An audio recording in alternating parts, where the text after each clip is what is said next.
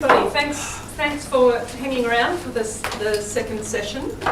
I just want to, I guess, again acknowledge that we meet on the land of the Whadjuk Noongar people. Always was, always will be Aboriginal land that was never ceded, and pay our respects to elders past, present and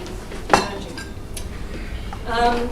So our second panel for this Argo is, the title is Confronting Imperialism and Building People Power in the Global South. We have, as you can see, 4 speakers who are going to be dealing with quite different struggles and themes.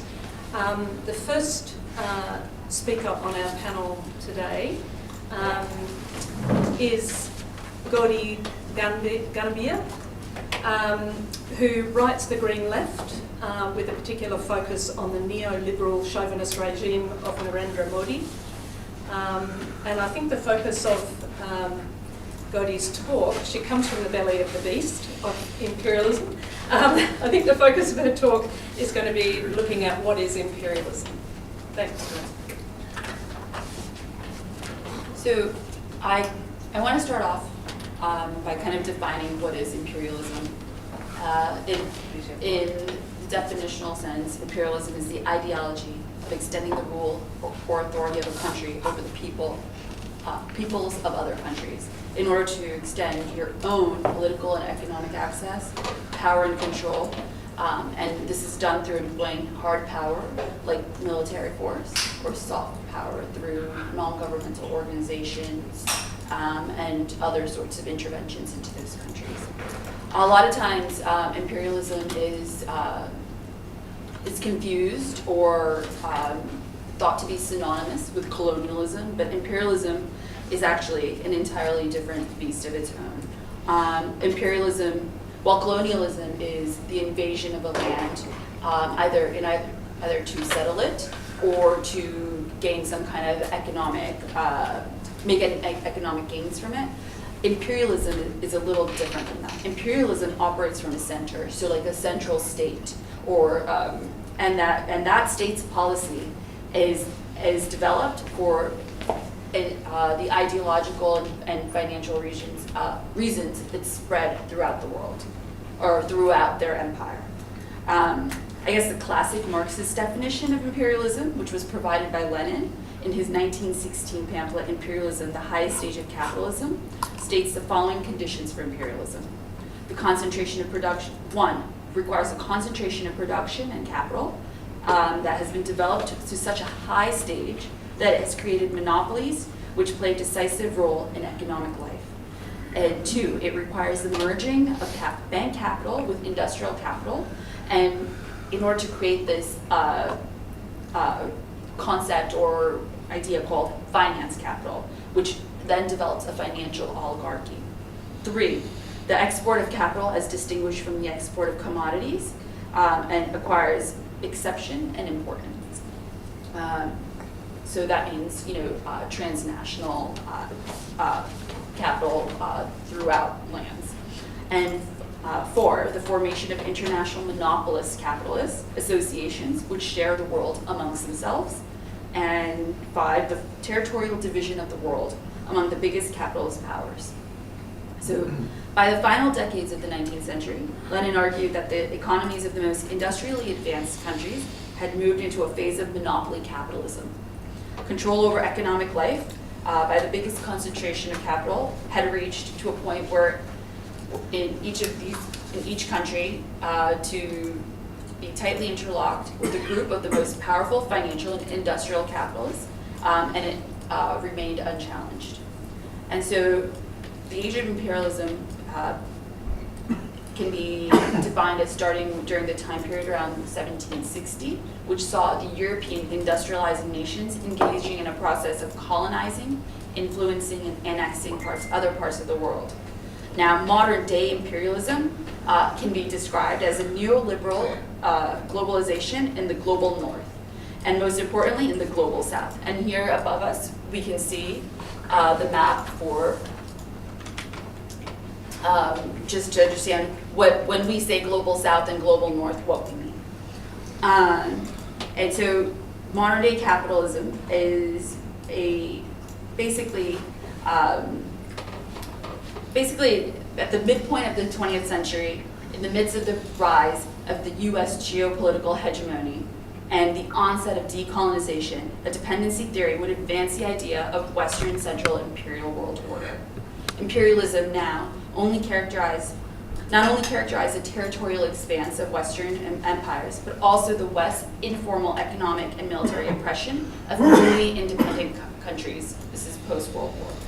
This idea of imperialism centered on a geopolitical division between the center and the periphery, where the metropolitan centers, its elites, the states, and their multinational corporations and their geopolitical institutions like the UN, the IMF, the World Bank, systematically underdeveloped the periphery, which we call the global south, for profit.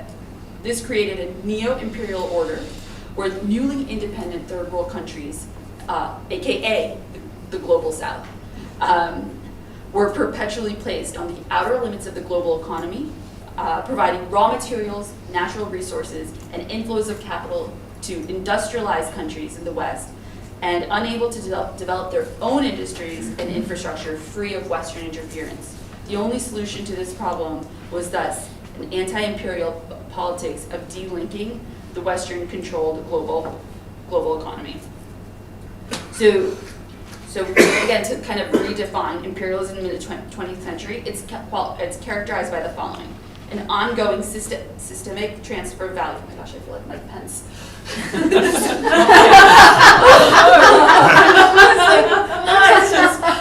Okay.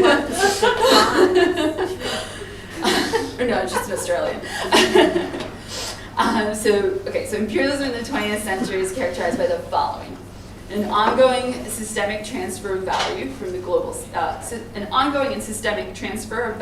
global south to the global north. It's the basis or source of the international transfer and is the super exploitation of the workers in the global south. And while capital's super exploitation of labor has always been present since Marx's time, its scope has expanded rapidly due to manufacturing and driving the new neoliberal globalization. Neoliberal globalization signals nothing less than the total spectrum dominance of capital and the end of the 400-year period we could denote as the end of Western imperialism. And the effects of neoliberal globalizations have superseded both the theoretical and political limits of what we have previously called imperialism. Now, neoliberalism has decentralized and deterritorialized global networks of production, global division of labor and finance, and thus has funded a smooth space for capital, also like akin to Marx's conception of a world market. The ultimate symbol of the smooth space being a transnational corporations and transnational capitalist class, who rather than any single all-power hegemon or empire, now they directly distribute labor power over various markets and functionally allocate resources, organize hierarchically the various sectors of world production.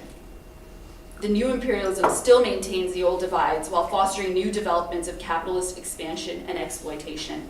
Despite neoliberalism creating huge shifts in the international division of labor and massive changes in the economies of the global north through deindustrialization and outsourcing, the global economy is still based on the exploitation of the global South's resources and labor, and is largely controlled by and for Western nations and their multinational corporations. This is backed by the fact that whilst the global north has been economically exhausting itself through a combination of shifting the share of profits from labor to capital and astronomical levels of indebtedness, the global south has largely remained on the periphery and unable to catch up even with its ailing northern counterparts. So, the seat of imperial power has been residing in the US for the majority of the post-World War II period.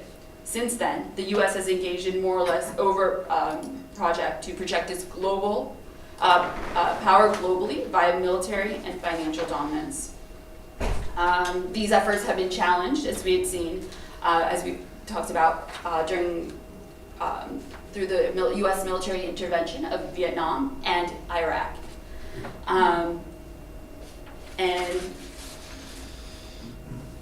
and it has the opposition has persisted, even though we saw a decline in Soviet communism, and it has emerged mainly in South America. A number of signals point to the ongoing challenges of U.S. imperial hegemony. The U.S.'s own military strategists in the Strategic Studies Institute aligned to the U.S. Army and Department of Defense recently published a paper lamenting that what they saw as the U.S. as an imperial power in decline. The report stopped short of explicitly using the concept of empire and speaking euphemistically as a more more competitive post-primacy environment. They suggest that this environment is brought by, on the one hand, the increasingly vulnerable erosion and in some cases loss of assumed U.S. military advantage. And then on the other hand, it's just the perception that and hostility towards unchallenged U.S. leadership. So it's also through this lens of imperial power in decline that we can better kind of understand why the Trump project so far has succeeded. There's been a combination of imperial nostalgia along with the perceived threat from China and others that helps maintain Trump to vow to make America great again. Imperial nostalgia is an attendant rhetoric that's also vogue in other areas, such as the UK and Europe. For instance, with Brexit dominating the parochial policy agenda of the UK, civil servants talked about establishing Empire 2.0. Meanwhile, the survivors of Empire version 1.0 were yet to receive any kind of recompense or justice for that phase in history. In Europe, in France, lacking any imagine. So some of the stuff that I'm reading is from these two authors, John Narin and Leon Seeley Huggins, and they wrote an article called "Whatever Happened to the Idea of Imperialism." And so one thing that they said was that lacking the imagination of to think past neoliberalism in France, France successfully avoided authoritarian populism of the Front National Party by installing a centrist technocrat, President Macron, who promptly caused outrage by suggesting that Africa had a civilization problem. Continuing unveiled racism long since accompanying French imperialism. That Macron's electoral success came against an openly racist authoritarian populist, Marine Le Pen, only serves to further underscore the progressive deficit exhibited in the politics of so many post or neo-imperial states. Accompanying these individuals, we also have authoritarian populism growing in other areas of the world, such as Narendra Modi's BJP in India, Manuel Duterte in the Philippines, Recep Erdogan in Turkey, Viktor Orban in Hungary, Yoweri Museveni in Rwanda, Robert Mugabe in Zimbabwe, and Putin in Russia. And all these politics are underpinned with a rhetoric of aggressive nationalism, in some cases expansionism. So while it is unclear what the trends towards authoritarian populism will bring, it's fairly clear that progressive movements will need to retain or indeed recall the notion of imperialism in order to accurately understand and oppose them. Globally, social movements sensitive to the interconnected dimensions of class, race, and gender, and ecology and empire are emerging. And these include mobilizations in the US, such as Black Lives Matter against white supremacy, against indigenous ecological genocide at Standing Rock, mass student uprisings in Chile, and the much discussed Arab Spring uprisings. Examples of encouraging state-level solutions to these questions are wanting, a fact that perhaps points to the inadequacies of the nation-state as an entity through which the empire might successfully be opposed. And so, therefore, what we as progressives, our alternative must be, is to critique the contemporary forms of imperialism that we see through neoliberalism and form global solidarity.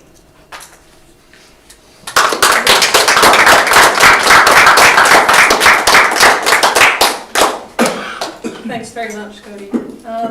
Our second speaker today is Pedro Alvarez. Pedro is originally from Chile, and he is going to be exploring the ongoing struggles for liberation in Latin America. Thanks, Janet.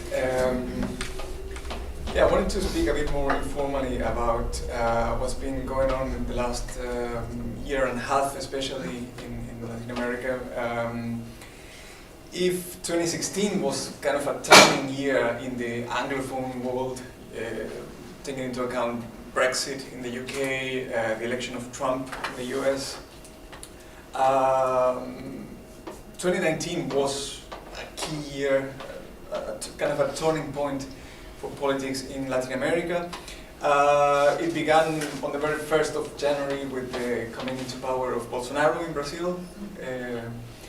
And as many of you surely know, he has an extreme right-wing agenda, anti-LGBTI, anti-environmental struggles, anti-indigenous struggles. And not long after he took power, immediately accounts of this destruction of cultural resources, such as a very important anthropological museum with kind of mass richness of heritage of local cultures prior to the colonization of Europeans, was all destroyed and impossible to recover. And not long after that, accounts of completely out of control fires in the Amazon also started springing, with claims, with allegations of it having been deliberately lit, which is not something new. It's not something that started with Bolsonaro, but under Bolsonaro got way out of control, with no sort of policy to tackle and deal with that. Not long after that, in Ecuador, which, as maybe you're informed, Ecuador used to have a kind of left-wing progressive, kind of center-left progressive government with Rafael Correa since 2007, if I'm not mistaken. His successor, who belonged to the same kind of direction, in fact, he was part of the cabinet of Correa.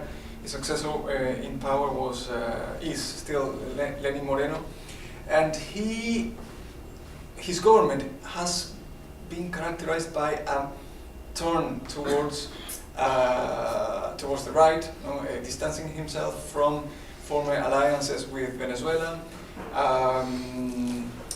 by signing a very concerning loan from the FMI and the World Bank, $10 billion, if I'm not mistaken, with the FMI and World Bank.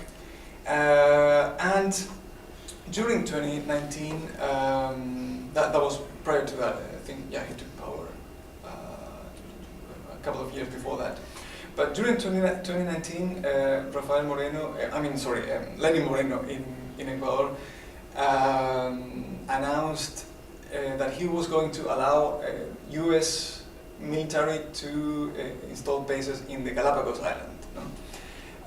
That sparked a first wave of reaction from environmentalist groups and wider society. Secondly, the government failed to pass a law decriminalizing abortion for victims of rape. That sparked another wave of citizen opposition. And finally, the straw that broke the camel's back was on the 1st of October, I think, Moreno announced a package of policies, of heavy neoliberal policies, austerity policies, addressing the kind of contract that he had signed previously with the FMI and the World Bank. So that mobilized masses of people, especially from the from the countryside, masses of people of noticeable indigenous base into the city to protest these austerity measures that were in line with what the World Bank and the FMI put as conditions for this $1 billion loan. That's for Ecuador. In Bolivia, Bolivia had elections in last year, I think 1st of October, around then. And Evo Morales was re-elected president democratically, and as has been reminded by the current news, that was objected by the right that had some power in parliament, and the right claimed electoral fraud, and basically did a coup, a US-backed coup, and took power, and in alliance with the military, with the police, created a climate of violence that forced Morales to flee the country, to seek asylum first in Mexico, then in Argentina.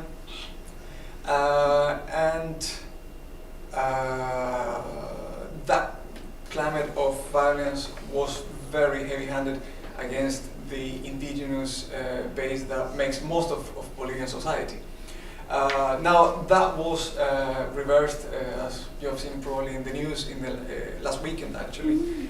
Last Sunday, Bolivia had elections under the right-wing control, under the control of this de facto right-wing government, so they can't claim fraud anymore, or that would be heavily suspicious. And Evo Morales' party, the movement towards socialism, got actually many more votes than a year before. So any claim of fraud a year before was shattered by that. And the last news I saw today on my Facebook wall was that Agnes was asking for 350 visas for the US for all of her de facto allies to flee the country and seek asylum there in Miami or wherever. Precious cheese. Yeah. But the interesting thing is that well, I don't know exactly how many months earlier, but it was also last year,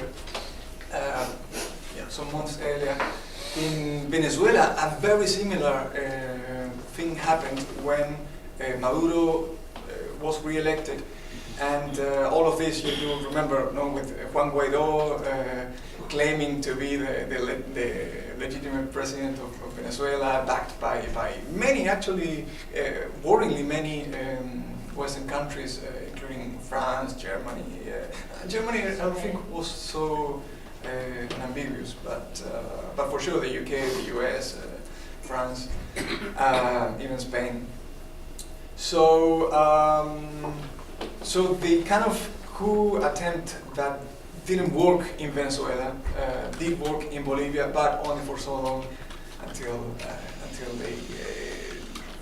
they had to legitimize this de facto government with elections, which backfired. Now in the case of Chile, which is where I come from, so is where I would put more emphasis.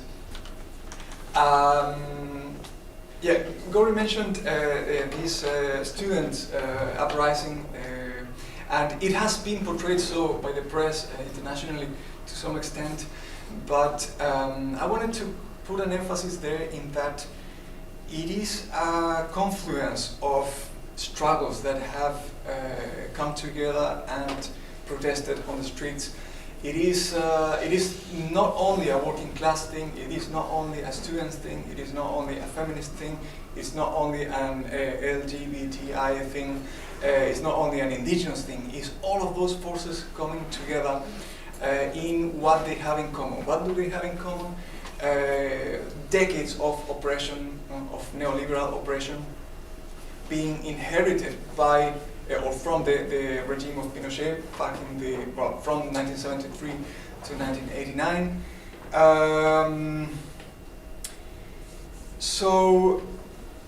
Chile has known about neoliberalism since even before the term was invented. No? It was a couple of Chilean young minds that went to the US to study economy in Chicago under Milton Friedman and Friedrich Hayek in the late 70s, if I'm not mistaken. And they found in Chile, when they came back, they found the ideal environment to experiment with this new model that they learned in the US because of the lack of resistance. Pinochet's regime was totalitarian. There was no, any attempt of dissent was repressed brutally. So there was no real resistance to such an experiment, economical experiment, an experiment that involved, as we know now, privatization of public assets, deregulation of the markets. What was the third aspect of neoliberalism? Privatization of public assets, deregulation of labour market. Of market and deregulation of environmental. Yeah, there is another one, another pile of one that I'm missing. I'm not big on neoliberalism, so.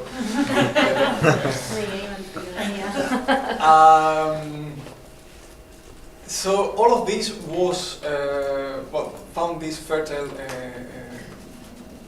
terrain to be experimented with there in Chile, and was eventually installed and legitimized by a new constitution that Pinochet himself had written according to his agenda. And it is the constitution that until nowadays rules Chilean law. No? It determines Chilean law. And is a system that is very difficult to change because of how majorities work. We have the two majorities in parliament, so there is an assurance that there will always be, even if left or center-left party gains a seat in parliament, that will be automatically counterpoint with right-wing seat. It's a very skewed system. And that was and that is seen by all of these social actors, the working class, the students, the sexual minorities, the indigenous people. All of these actors see in this constitution a common enemy, a common structure that imposes a neoliberal economy, that imposes a system of miserable pensions that are profitable for those who own the system, but not for the people who actually put the money and then receive miserable retirement. That also puts, for instance, ownership of the water in private hands. So there is a big struggle there for whole towns, whole groups of people that all of a sudden see their water supply cut from one day to the other because some capitalist happened to build a dam and claim ownership of that river that supplied that town, and they divert that to plantations of avocados for export. So if you see avocados here with a Chilean tag, well, probably you have the same thing in Australia, but probably it's not gathered public attention yet as much as it has in Chile. So there is a big struggle there for water ownership, private ownership of water. We have in Chile, we're lucky to have massive reserves of what do you call opposite to salty water? Fresh water. Fresh water in the form of glaciers. Ancient glaciers, it's full of them, and mining companies are destroying them. Not to use that water, simply to gain access to minerals. So the extractivism is brutal, also led by foreign capitals for sure, mostly Canadian companies. So all of these struggles, I find it interesting to see through the lens of through the theoretical lens of what Hart and Negri back 20 years ago coined the term the multitude. You know? The multitude not as a union of a single identity of struggling subject, of an emancipatory subject, but as a heterogeneous confluence of different political subjects that co-struggle in in their multiplicity with what they have in common. No? They have this one enemy in common, and that's what I find very interesting in this social movement, this confluence, and you can see it, and social media is full of videos of these weekly confrontations with police, and it's not something new. I mean, I grew up there seeing that, experiencing tear gas on the streets since I was a child, and it's nothing new, but it used to be something quite marginal. No? Large part of the population used to be, as was discussed in the previous panel, used to be comfortable with how things were because, well, I don't know, they were sold this idea that if they got in debt, they could send their kids to a good school, maybe a university, and get a degree, and maybe escalate in the social scale or whatever you call it. So yeah, 2-3 decades after, all of those promises have started showing to be false, and people are realizing that well, we can't really live without that water from those rivers. We can't really keep ignoring the claims to land ownership by the traditional owners, the Mapuche people, of which we have the flag here, and many other peoples, the Dieguitas too, the Huilliches, the Cahuéscar in the very south, the Aymaras in the north, which we share, before borders between Bolivia, Peru, Chile, Argentina were there. It was all part of the southern part of the Inca Empire, the Collasuyu. So yeah, that's more or less what I wanted to talk about, and happy to discuss or address any of those points later with questions. Hey, thank you very much. Sorry, I forgot one important point, which is today Chile is holding a referendum to overturn that constitution that has been ruling the country ever since the time of Pinochet. So we'll be tuned onto the news to see how that goes. There is two options: either to approve or reject a new constitution, and the other option is whether the new constitution will be written by a people's assembly or a mixed assembly between the people and current Congress people, which sounds dubious. Wow. So yeah, we'll keep you updated with the results. Okay, thanks very much, Pedro. Our third speaker today is Khalid Hassan. Khalid is a long-time member of the Sudanese Communist Party and a founder of the Perth-based community organisation, the Democratic Consciousness Forum. Thanks, Khalid. Good afternoon, everybody. I think what I'm going to say is going to really fit in well with the previous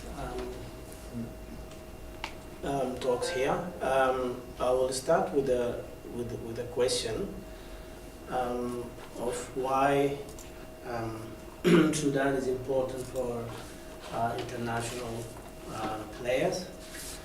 So if you look at the map there, Sudan is actually located in the heart of Africa, as you see there.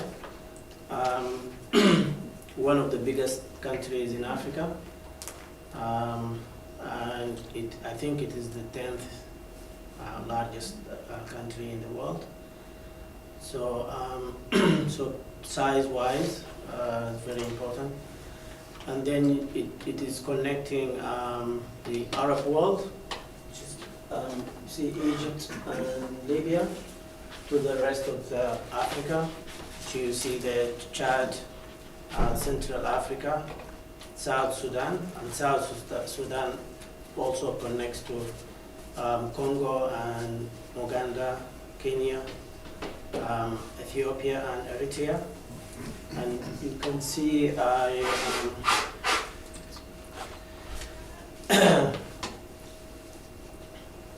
it's got a long coastal border, as well as it is like 670 kilometers long coast along the Red Sea, and like everybody knows that there's a very huge competition about the ports in the world.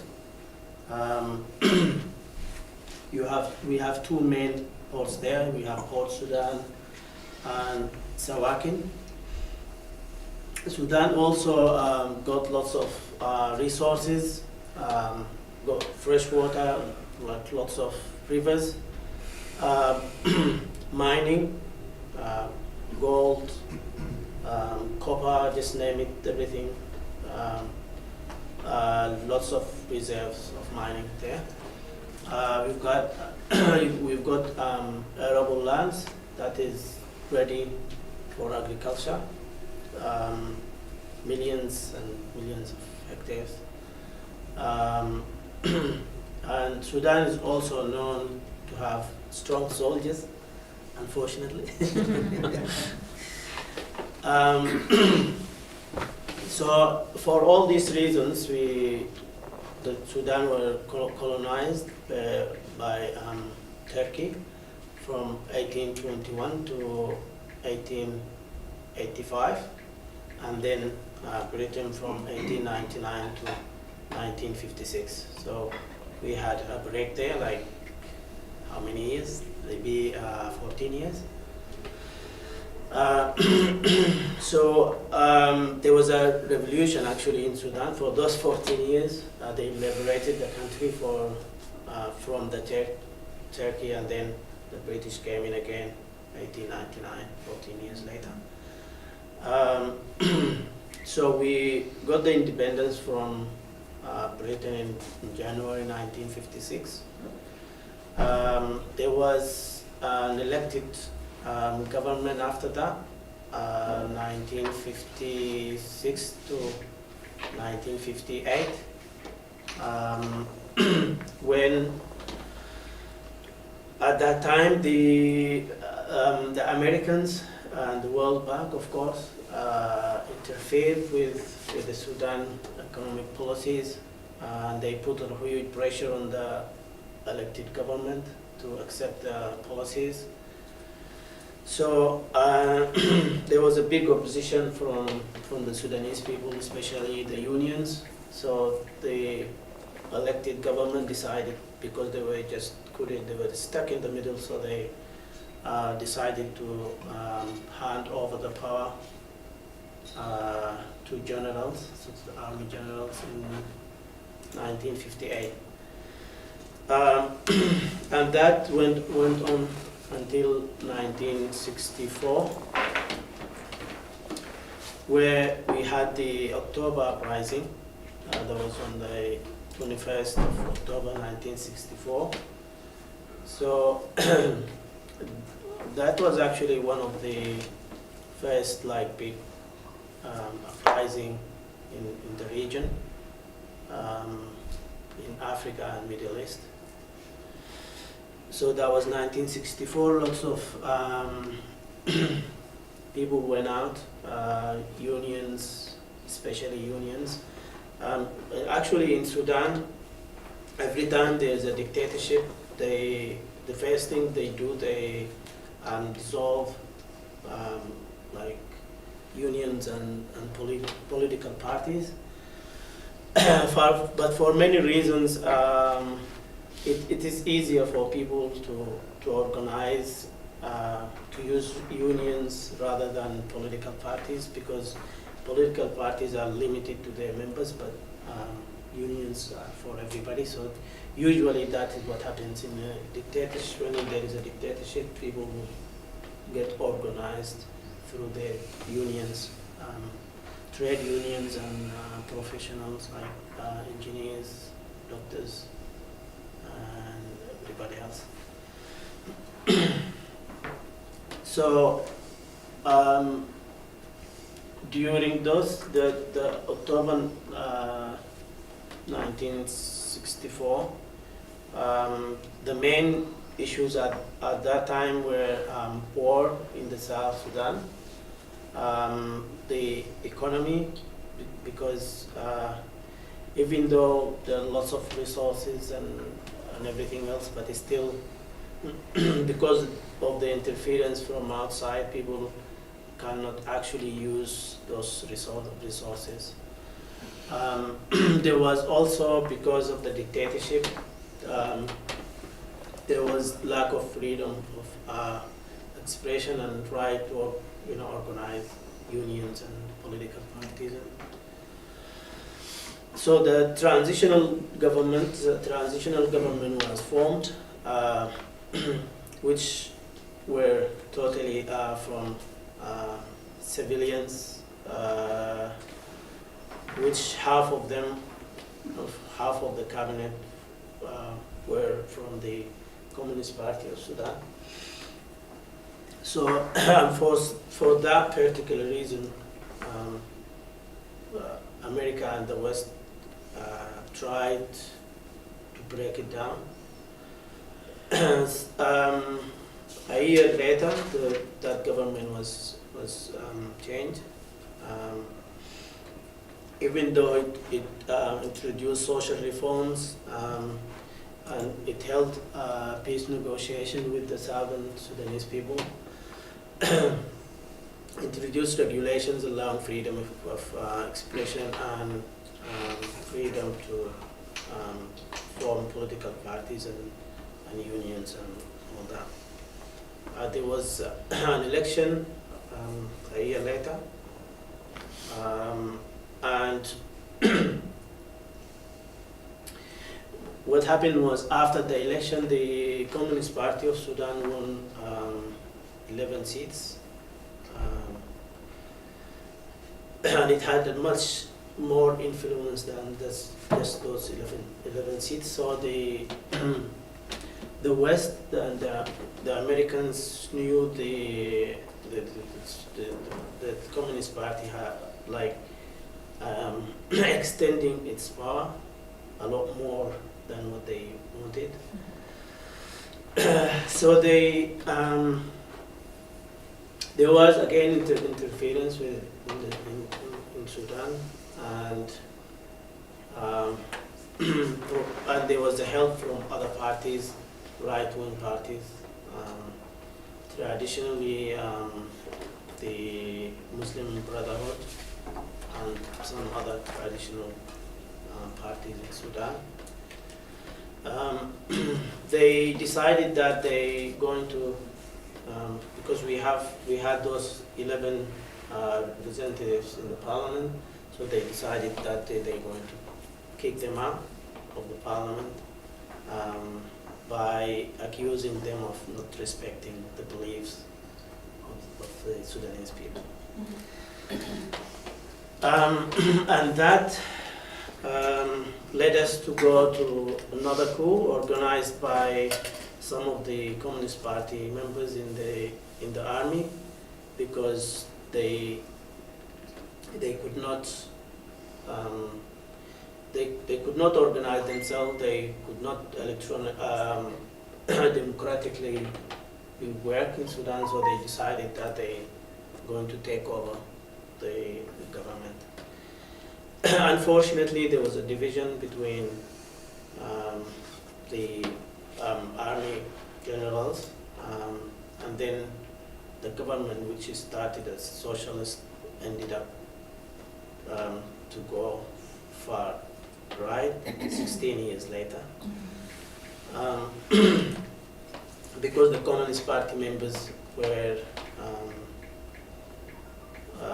sacked from the government, and then the Americans again, with the help of Egypt, overthrown the socialist members from the government and replaced them by others. So it became totally like a right-wing government. So 16 years later, the Sudanese people went out to the street again. That was April Uprising, 6th of April 1985. So that was for the second time, and I always tell people who try to compare the Sudanese revolutions and uprisings to the Arab ones, that the Sudanese people have much more experience and what do you call it? They have the knowledge of how to organize and do those things. So you can see the difference today when we talk about the December revolution. So you can see the main issues remaining the same. Again, war in the south, economy, freedom of expression. Like it's the same cycle coming back again and again. The transitional government had a very strong, this time had a very strong influence from the Muslim Brotherhood, because late in the previous government they were already part of the government and they were all well organized when the uprising happened, so they had much more influence.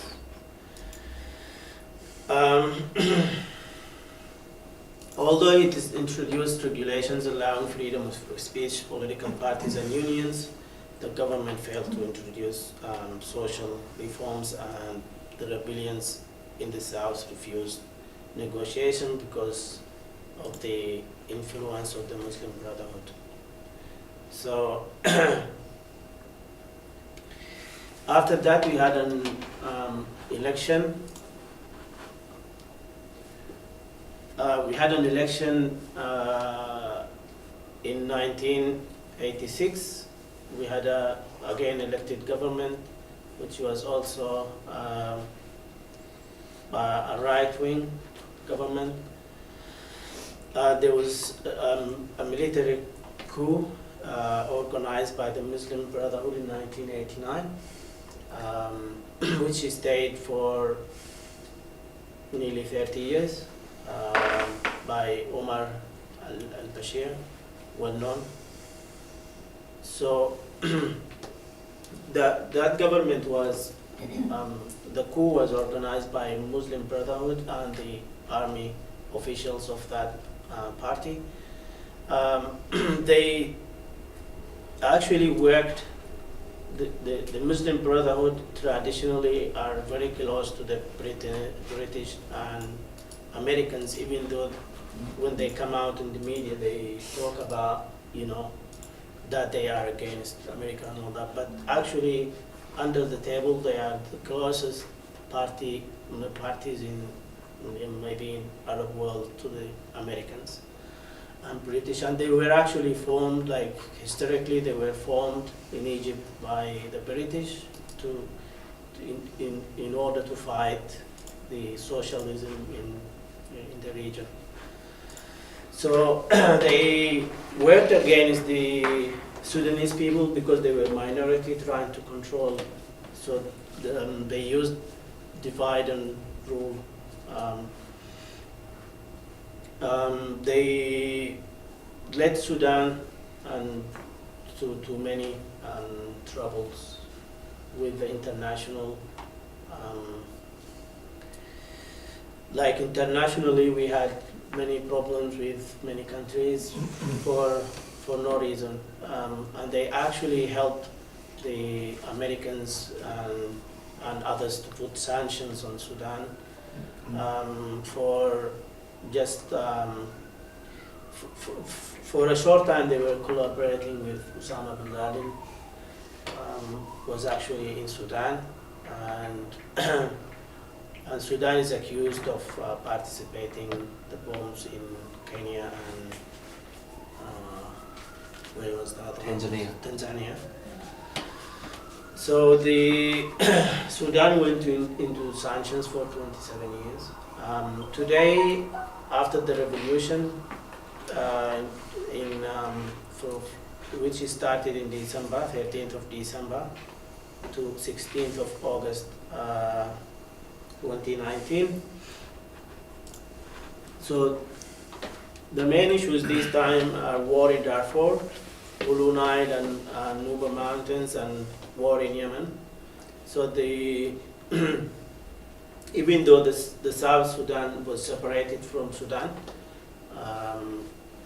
the war just we created another South, which Blue Nile and Nuba Mountains and Darfur in the west, and also the previous government participated, or they were the main people to fight in Yemen in cooperation with the Saudis.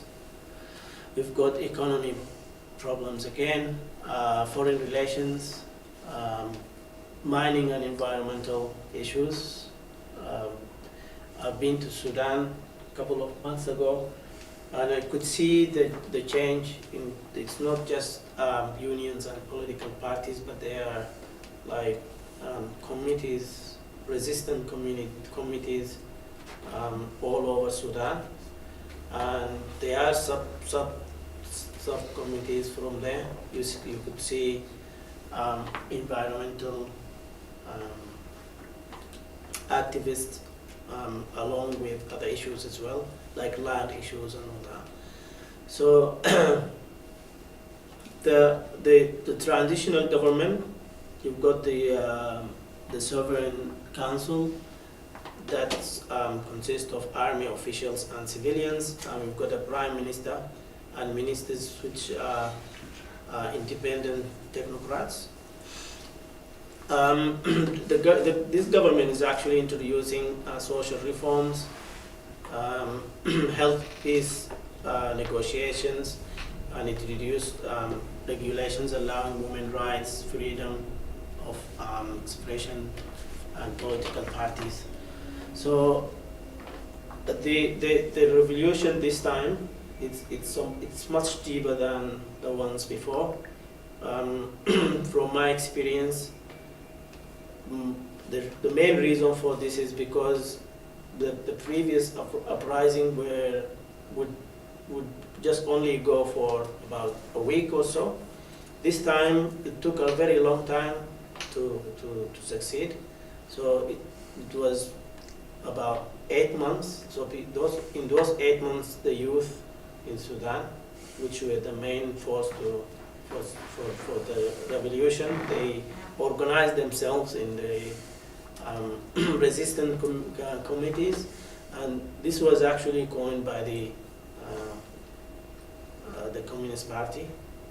First time, like 5-6 years ago, they called the youth to form those committees. So we have much influence from outside as well. Again, the Saudis and the Emirates wanted to back up the army back in April, and actually people went out again in June 2019, and then everybody realized that this cannot happen, so they had to go to negotiation with the revolution leaders, which this government was as a result of the negotiation. So today we have much pressure from the Americans and Israel, and actually just 2 days ago there was an agreement to normalize relations between Sudan and Israel, which is much resisted by the Sudanese people. I don't think the Sudanese people will ever normalize the relationship, but the governments sometimes it is the pressure that is put on them, and they cannot handle it. And this government is actually not pure leaders from the revolution. They are technocrats, which had nothing to do with the revolution itself. And this is a big mistake that people are realizing. And the other part is the army officials, which have a very strong connection with the Saudis and the Emirates. And those two countries are actually the representatives of the Americans in the region. So I think this is all I wanted to say. If there is any question or something, I'll go into discussion. Thank you.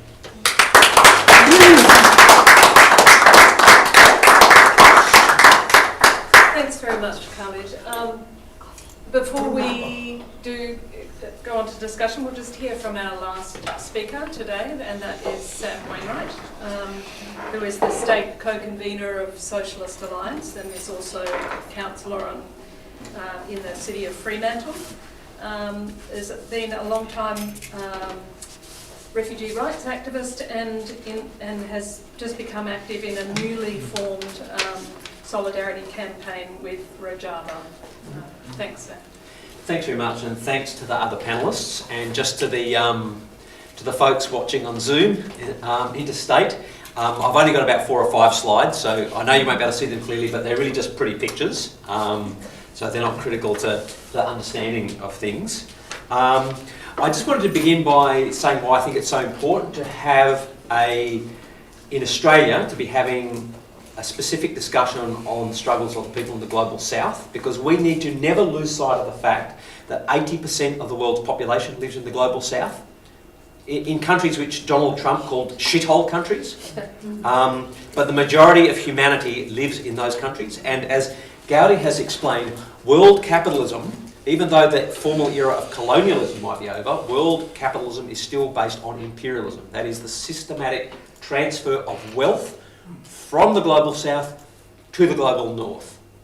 And that world economic order requires, habitually, every day of the week, requires violence to be enforced. And of course it requires racism in the global north to be enforced as well. Now, of course, in the past that racism was expressed in the form of, white man civilizing mission, bringing civilization to the natives, all that sort of bullshit. Today, sometimes it's more subtle. So, a ferry might sink off the coast of Bangladesh or the Philippines where 300 people will die, and there'll be a small little article in our news, or it may not even make the news. Whereas, 2 white people die in a first world country, and that gets a lot more news coverage. So there's just that just washes over us all the time in the global north, and we lose sight of the fact that the lives of people in the global north are systematically valued over the people in the global south. And way back when Noam Chomsky actually sort of did a sort of a study of the loss of life in Latin America compared to North America, and actually sort of quantified it. 14 Guatemalans have to die to get the same news coverage as a US citizen dying in Guatemala, for instance. I can't remember the exact figures, but he did that process. Obviously, someone like Donald Trump is just more explicit about the reality of that relationship. The other reason why it's particularly important is because that relationship of exploitation and violence will accentuate with the climate crisis. So the West will try to claim more resources from the South to keep it to itself and externalise more of the costs onto the people of the global South. And we already know that. If 200 million Bangladeshi farmers on low-lying land lose their homes because of rising seas, Australia already has an answer. Stop the boats, fuck off, And it's not Bangladeshis that have been burning Australian coal, or oil and all the rest of it. So that's why it's so important. And so it's within that context that I want to situate my focus on the place of Kurdistan in the global revolution. So just keep it on that one for a moment there, Dirk. The slide, we'll go to the next one shortly. So the heroic struggle of the Syrian democratic forces to drive the murderous Islamic State regime from the gates of cities like Kobani and Raqqa has passed into legend. So too, the August 2014 mission to Mount Sinjar in Iraq, where Yazidi Kurds had lived for centuries. the IS invasion was accompanied by killing and rape on such a scale that the United Nations called it a genocide. And the stated aim of Islamic State was to wipe out the entire male population and enslave all remaining women that it had not slaughtered. That was their plan. That was the plan they were carrying out. Well, Iraqi authorities, because this was taking place on Iraqi soil, were unable or unwilling to stop the killing. Western powers, with their high-tech precision-guided missiles and rhetoric about the war on terror, also seemingly were powerless to do anything about it. No, it took the Kurdish People's Protection Units and the Women's Protection Units, the YPG and the YPJ, who were up in Rojava, who were fighting the Islamic State on a different front. It took them to divert resources from the defence of their homeland to go galloping a third of the way across Iraq on a humanitarian mission to rescue the Yazidis at Mount Sinjar and guide them to safety. And I also want us to remember, in case you think this is happening in some far-off place and it's got nothing to do with us, it's important to remember Australia's connection to this humanitarian catastrophe. ISIS was spawned by the illegal invasion of Iraq in 2003, a crime against humanity that caused the death of between 500,000 and 2 million people. Now, I say between 500,000 and 2 million because there's a certain number of people that were immediately killed in the invasion of Iraq, and then there's different methodologies for measuring how many people died prematurely as a result of the invasion of Iraq. And there's debate about those methods. They're all sound, and they're different ways of measuring. So let's make it 1 million people for want of a better, for want of something else. But the important thing to know is, of course, that invasion absolutely smashed Iraqi society. It inflamed sectarian tension, and it created a material base to attract a layer of the Sunni Iraqis to Islamic State.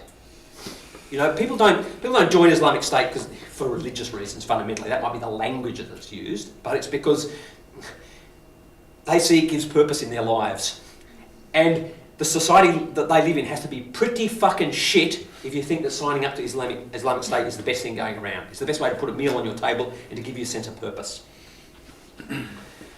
So that's Australia's role in it. Let's never forget that. And never forget what I said at the start, that the existence of this world order in which wealth is transferred from the global south to the global north requires violence, and Australia is an active participant in that violence. Don't ever for one moment think, Australia is a sort of a good guy on the world stage. No, we actively enforce the utter ruthless mass violence that this world order requires. So Islamic State is not an expression of Islam, even though it might use the language of Islam, no matter how warped, but the product of misery, trauma and social dislocation that comes with imperialist war and plunder. So Islamic State is spawned by London, Washington and Canberra. And it came into being and spread from Iraq into Syria as a part of what was Al-Qaeda metastasised into Islamic State and established their so-called caliphate.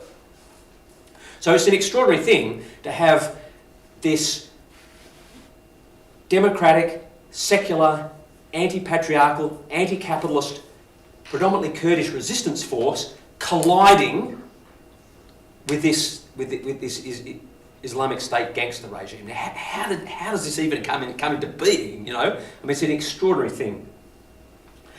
Well, we'll start with where is Kurdistan. So we've got a map of Kurdistan up there. Apologies to people online, you can't see it, but so you see that Kurdistan, the traditional land of the Kurds, the place where Kurds were traditionally a majority, not 100% of the population, but a majority of the population. You can see that land, Kurdistan, straddling the borders of modern-day Turkey, Syria, Iraq, and Iran. Borders that, of course, were only created after the fall of the Ottoman Empire. So we invented by the Western powers, and which divided up Kurdistan between these newly created states. So even that reality is that division is a function of imperialism, and Kurds then, as a consequence, found themselves trapped within states that officially promoted other languages and other ethnicities as being the official, real Syrians, are Arabs, Arab speakers. Real Turks speak Turkish, not Kurdish. Same in Iran, and so on. And in many of those states, for a lot of the time, even speaking Kurdish in public was a criminal offence that could get you put behind bars. Now, and it's in that context that reality gives rise to the Kurdish nationalist movement, a demand for the creation of Kurdistan. Kurdistan not just as a sort of a cultural thing, but a state for Kurds, in the same way that Arabs had states, or Turks had a state, that kind of thing. Now, obviously, socialists, on one level, us socialists, we reject nationalism.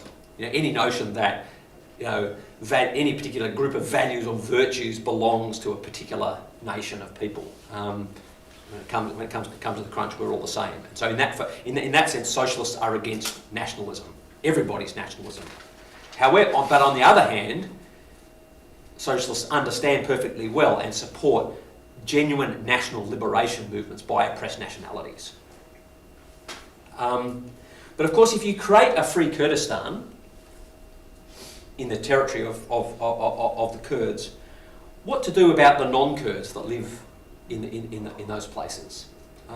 Because the idea that you would have a homogenous group of Arabs living here and Turks living there and Armenians living here, that sort of stuff, that kind of thing is actually fairly recent. For most of human history, yes, there's been lots of different ethnic groups and language and that sort of stuff, but they've tended to sort of intermingle at the boundaries and be a bit of a patchwork quilt, and that hasn't been a problem. But it's in the era of modern capitalism that you get the creation of states that want one homogenous ethnic group in each state per state, if you get what I mean. And that in turn sort of effectively requires ethnic cleansing. And that's the history of this region. So if you look at the creation of modern Turkey and modern Greece, 1,500 people were expelled from Turkey, 1.5 million, and 500,000 people were expelled from Greece to Turkey in the creation of those modern states.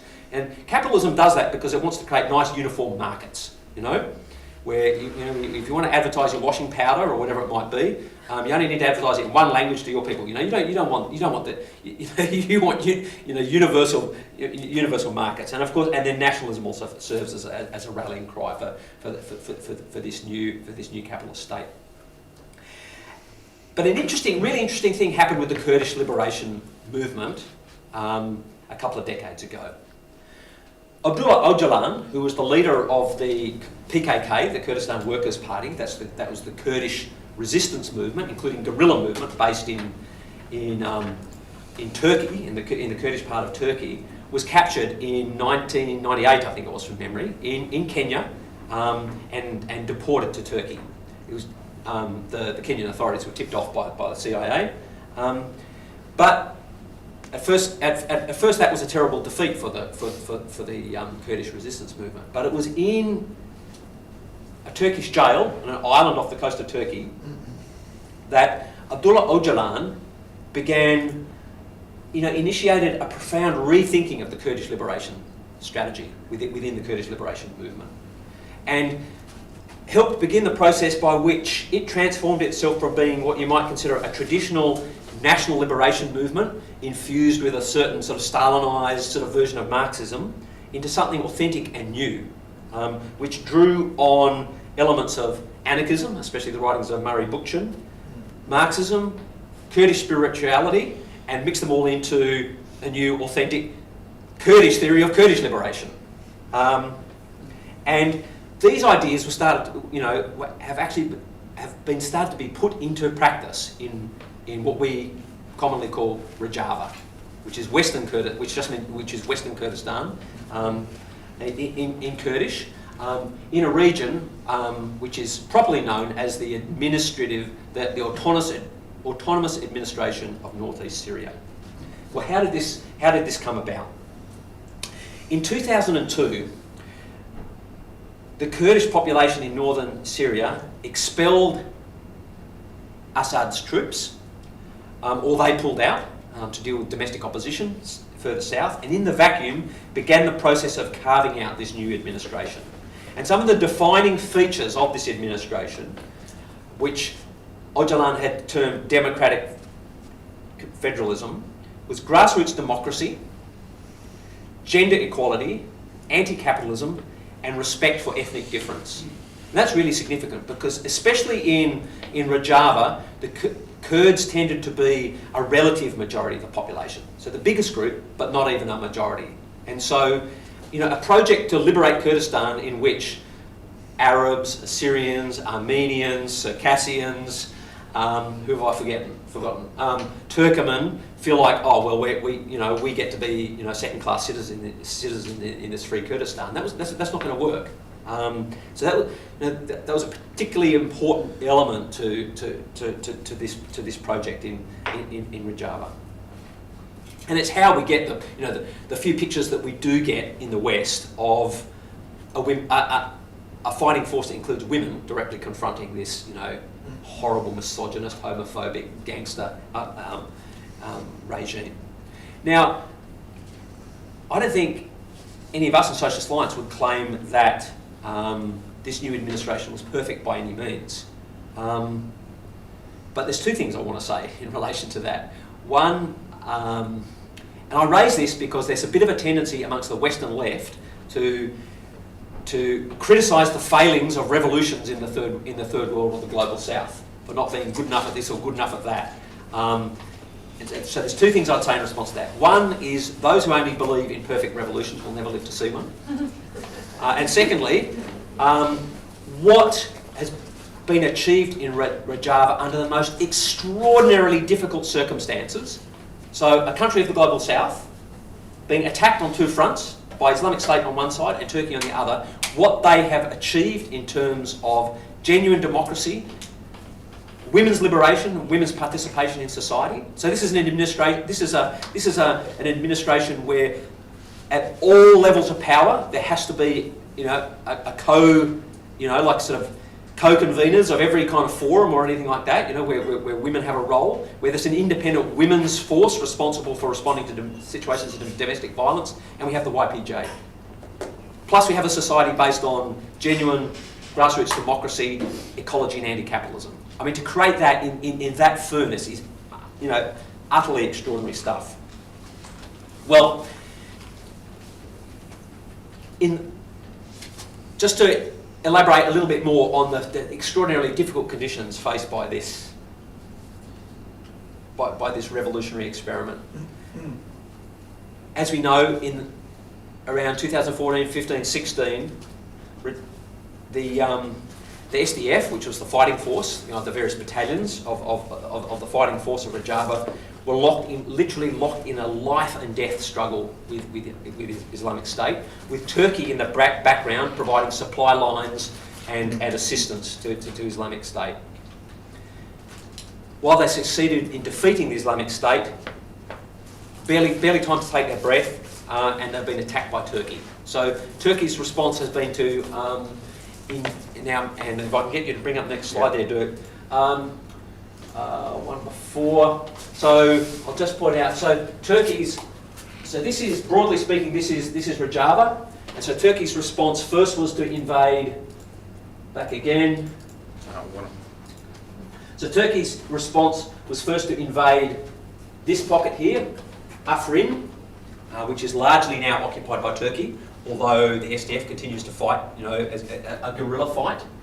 The second stage was to claim this strip of land along the frontier with Turkey as a so-called buffer zone or peace zone, where basically Turkey has displaced up to like 300,000 ethnic Kurds and basically put former IS and Al-Qaeda nutcase and gangsters there.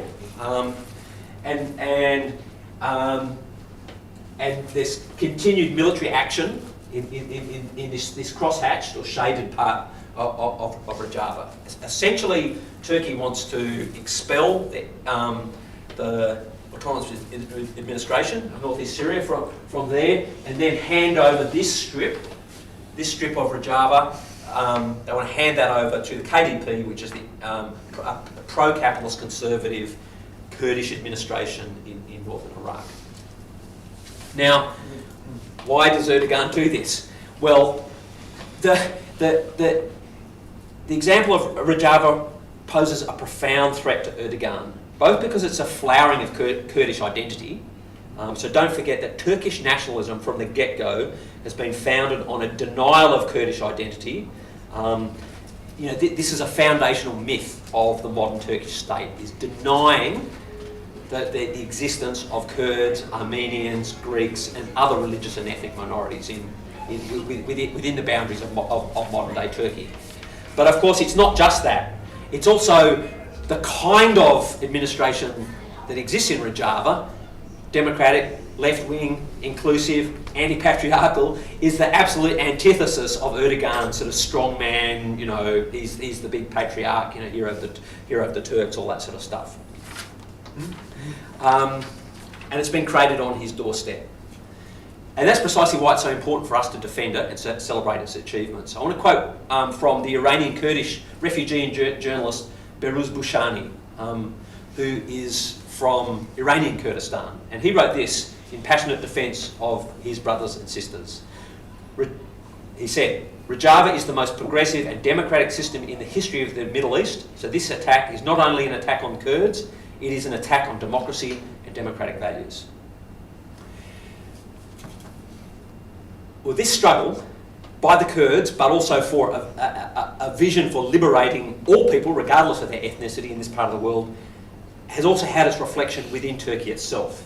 And if we go to the next slide there, Dirk. So with this rethinking of the Kurdish liberation struggle by Abdullah Öcalan, which was then picked up and taken up by the Kurdish liberation movement within Syria and Turkey, the PKK transformed itself as well. So it declared a ceasefire, announced that while it was fighting for the autonomy and full cultural rights of Kurds in the majority areas, Kurdish majority areas of Turkey, that it was no longer seeking to break that territory away from Turkey to create a separate state called Kurdistan, consistent with this conception of democratic federalism.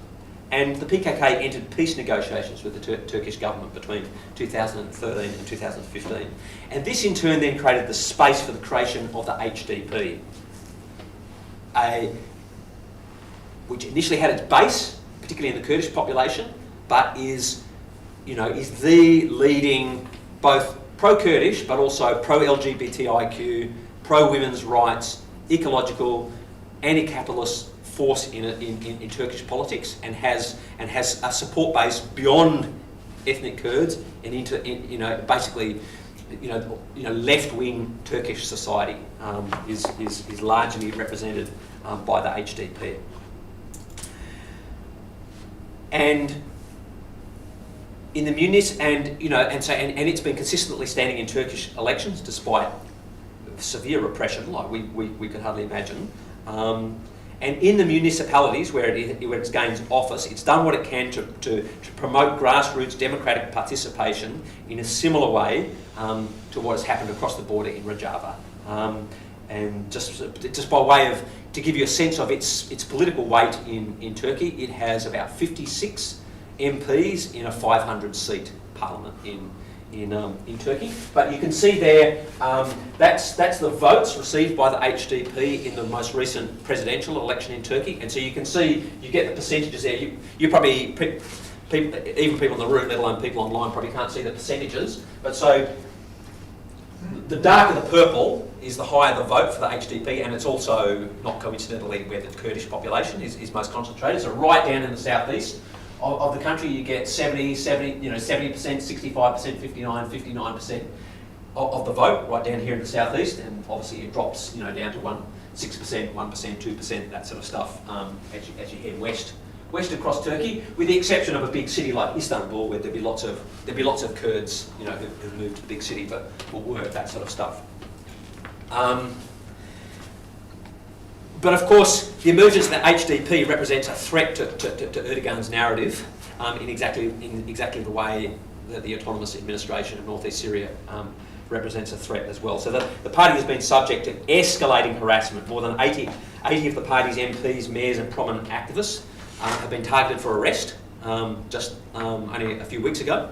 And that's on top of about, I'm trying to trying to remember the number now, there's about 50 mayors or co-mayors, HDP mayors, who were elected and have either been prevented from taking office or have been removed from office even though they won the election. So, Erdogan has, unleashed this barrage of repression, dirty propaganda, all this sort of stuff. It still hasn't worked. The HDP still gets elected, and so they've been removed. In actual fact, and in fact, 46 of those people remain in jail. This is so mad that Erdogan, in 2015, for instance, Erdogan even bombed with the Turkish Air Force cities in southeast Turkey where the HDP had won a majority. That's the sort of the kind of the punishment that he was prepared to meter out onto people that voted the wrong way. And needless to say, Erdogan has ended the ceasefire with the PKK and has resumed war. So, Erdogan doesn't want peace, he wants war, he needs war. So this brings me to the next question of the Erdogan and the place of Turkey. And it's also, because we've got, Erdogan is just attacking Kurdistan on all fronts. The invasion of Rojava, with an invasion of northern Iraq, where there's significant PKK bases, attack on the HDP, and then more recently involvement in the war between Azerbaijan and Armenia, and also his getting involved in the war in Libya. So what is going on? What's driving Erdogan's regime? Some people have talked about Erdogan, trying to revive the Ottoman Empire. Is this really what's going on? An important point I want to make is you need to understand that Erdogan's big sort of strongman antics and chest beating is both a reflection of his strength, but it's also more fundamentally a function of his weakness. And so there are, on two levels. One is there's an immediate, Erdogan faces immediate problems. Election losses in Turkey itself, both the HDP in the southeast of Turkey, but also to a mainstream secular Kurdish nationalist party that traditionally rules in Turkey. So there was, in the municipal elections in the biggest city, Istanbul, Erdogan's party lost Istanbul. Economic troubles, COVID, recession. So all those things in the short term means that Erdogan, like any ruler, needs to create distractions, And in Turkey, the go-to distraction, you press the button, is anti-Kurdish, hysteria. But there's a more fundamental reason too, and that actually ties in with the presentation that Gauri gave at the start. That is to say, and it relates to Turkey's place in the global economy. So probably most Marxist economists nowadays would characterise Turkey as being part of what's called a semi-periphery. So think of the imperialist powers, Western Europe, North America, Australia, Japan, are the centre, they're the imperialist centre. The majority of the global south is the periphery. But there are some countries that you could be described as semi-periphery. There are different ways. There are different sort of ways you can measure, whether a country sort of belongs into the imperialist centre or the periphery. Do you have finance capital? Do you monopolise high-tech knowledge? Not just use high-tech, but own the licenses to it. And what's the GDP per capita? And what's the productivity of labour? So in an average hour of work, how much wealth is produced by a worker in that country? So you think about the difference between a worker in a Boeing or Airbus factory in the centre, how much value per hour they produce for the capitalist, compared to a worker per hour, how much value per hour they produce for a capitalist in Rwanda. That's not to say the Rwandan worker doesn't work hard, they work hard, don't worry about that. But the value they produce that a capitalist can take is much less, okay?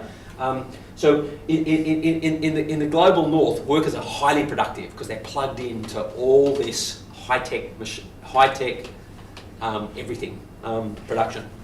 So Turkey is kind of like, Turkey is classified as kind of semi-periphery. And there still exists a really immense economic and social chasm between the centre and the semi-periphery. So just to give you an example, the effective difference in average living standards between the United States and Mexico, for instance, is 3-to-1. Between Germany and Turkey is 2-to-1. So Turkey is a big regional player, but it's not. It doesn't have the kind of efficient, highly productive economy like the imperialist centre does, like Germany or the United States. so the capitalism of the semi-periphery remains underdeveloped, and it's relatively and remains relatively weak. And as a consequence, the ruling classes in the periphery and the semi-periphery have less crumbs on the table to share with the working class to buy social peace. And so they more likely have to fall back on repression and racist division and ethnic strife and all that sort of stuff to protect their own position, so that they don't get overthrown. So this is one thing I want people to grasp, is the fact that some of the democratic freedoms, the right to vote, freedom of speech, that working people enjoy in the global north, comes in part because the capitalists give us some of the crumbs from imperial exploitation, and there's an implicit deal that comes with that. We'll give you some more crumbs off the table and some more democratic freedoms, but in return you have to support the imperialist world order. That's the deal. That's the deal you're signed up to when you are born in Australia and you get an Australian passport. Now, I don't want to say, of course, working people have fought for those things at the same time. But, people fought for the right to vote, they fought for trade union rights, they fought for freedom of speech, that sort of stuff. But it's a double-sided thing, okay? We get to enjoy freedoms, but at the same time, we turn a blind eye when you go to Iraq and kill 1 million people, and we still get to call ourselves the good guys. That's the sort of implicit deal that we're signed up to, whether we like it or not, when we live in the global north. And so you need to understand, in that sense, Erdogan's weakness. And that actually puts a special responsibility on us in the global north as people who live in the belly of the beast in an imperialist country to fight against it, So I just want to finish up with just returning back to this theme of what we can do to help the Kurdish liberation movement, which, as I said, I think is a central part of the world revolutionary movement, because it's not just fighting for Kurdish liberation, but it's fighting for a broader liberation project. The fact that the Kurdish liberation substantially in Turkey and Syria has converted itself into being something that's not just about Kurdish liberation, but it's about women's liberation, it's about ecology, it's about anti-capitalism, makes it something precious and important that we need to learn from and that we need to defend. And there's a whole bunch of things that we can do in Australia that are coming to a head. One is calling for the release of the HDP prisoners. 2 is to take the PKK off the terrorist list in Australia, so the PKK is still listed as a terrorist organisation. So, the PKK initiated the peace process. Erdogan's restarted the war. Erdogan funneled arms to Islamic State, but the PKK's on the terrorism list, not the Turkish government. No more military ties with Turkey. So NATO is still, Germany in particular is selling tanks, high precision weaponry, all that sort of stuff. Israel sells drones to the Turkish state. There's an important campaign which is starting to take off internationally, and which Solidarity with Rojava WA is helping, and that's the campaign to free Öcalan, because Öcalan is still in jail, and to really popularise Öcalan as Kurdistan's Mandela. Now, obviously, analogies only work so far, but it's a good way to if you paint, portraying, and fair enough, Öcalan as Kurdistan's Mandela is a way in to actually have a discussion about what the hell Kurdistan is and what is going on in this corner of the world. So that's taken off now. There's a national network which involves Solidarity with Rojava WA, what are they called in Melbourne? Solidarity, Sydney Solidarity with Rojava, and Australians for Kurdistan in Melbourne. So we're going to have a national website and a national campaign to free Öcalan. So people should certainly get involved in those campaign groups here in WA, and we're beginning the process of talking to the Kurdish community about the possibility of Neuroz, which is the Kurdish New Year, that festival in March, really being an outward-looking thing that we use to reach out to the wider community and explain what Kurdistan is and what's happening in this part of the world. Thanks very much.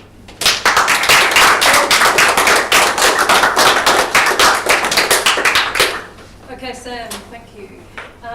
We'll open the floor for discussion, and maybe Dirk, you can tell us if there are any discussions that have come from other folk online. Take, as we did previously, take 3 at a time. T-shirt people are flagging a bit, so we'll... Oh, Baz, sorry, I didn't see you up there.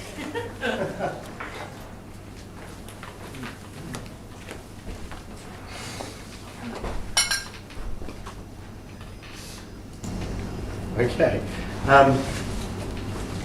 I just wanted to say something about something I heard on the ABC radio the other day. I heard Yanis Varoufakis, the ex-finance minister of Greece, was talking on ABC radio, and he mentioned something that touches on something that Gauri was saying.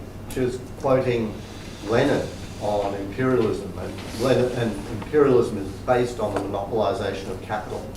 And back in the days of Lenin, there was the Crookes Steel Trust in Germany, there was the Rockefellers in New York, and all of that. You know, we still know their names. But who here? What do you know of Together, Vanguard, BlackRock? Okay, the three biggest trusts, they are the three biggest hedge funds in the world. Yeah. Okay? 2,890, okay? On the New York Stock Exchange, there are 2,800 companies listed. What percentage of those companies are owned by Together, Vanguard, and BlackRock? 90%. So everything that Lenin wrote back in 1916, the only thing that's irrelevant about that is that the scale of it has just skyrocketed. This just makes such a mockery of everything said about capitalist competition. 90%, dear God in heaven. So that just means we only have to nationalise 3 corporations in the world, and that's it. But it really does just raise. I mean, this is why all of this terrible imperialist oppression and war and bollocks keeps going on. It's because we've got these 3 centrally important corporations that simply own the world. And we don't know about it. I mean, everybody in this room is very well informed. I sat up the back just then, just researching it, and everything that Yanis Varoufakis said about it is absolutely bloody true. I couldn't believe it when I heard it on the radio the other day. But anyway, there you have it. Everything that you said, Gauri, is totally relevant to everything that's going on in the world right now. Thanks, Barry. Anybody else? Caleb?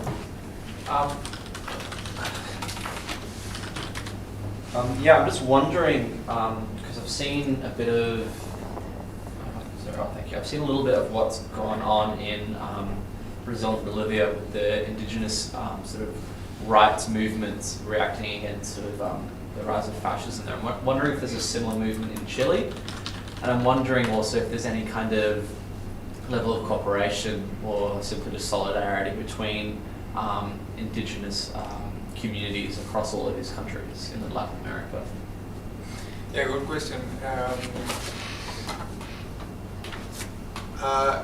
It's quite different in each country, and we have to bear in mind that these countries exist despite what indigenous people identify as their territory. No, those people on those territories existed way before colonization and way before the European colonizers were expelled and defeated by bourgeoisie, Latin American bourgeoisie, that created then those boundaries to their benefit. So in the case of Chile, it's the most visible struggle is that of the Mapuche people we have there, because though they were the of all of the different nations that populated what today is known as Chile, they were the ones who resisted the longest, both the Inca Empire before the Europeans came. Then the Europeans themselves, the Mapuche people were never defeated by the Europeans. Only when Chile became independent from Spain, I would say almost 100 years after Chile became independent from Spain, Chile started colonizing and betraying the treaties that existed with the Mapuche people in the south or center-south of Chile. So there is widespread solidarity in embracing that flag in all of this revolt that has been happening, especially in the last year and well, for many decades, to a more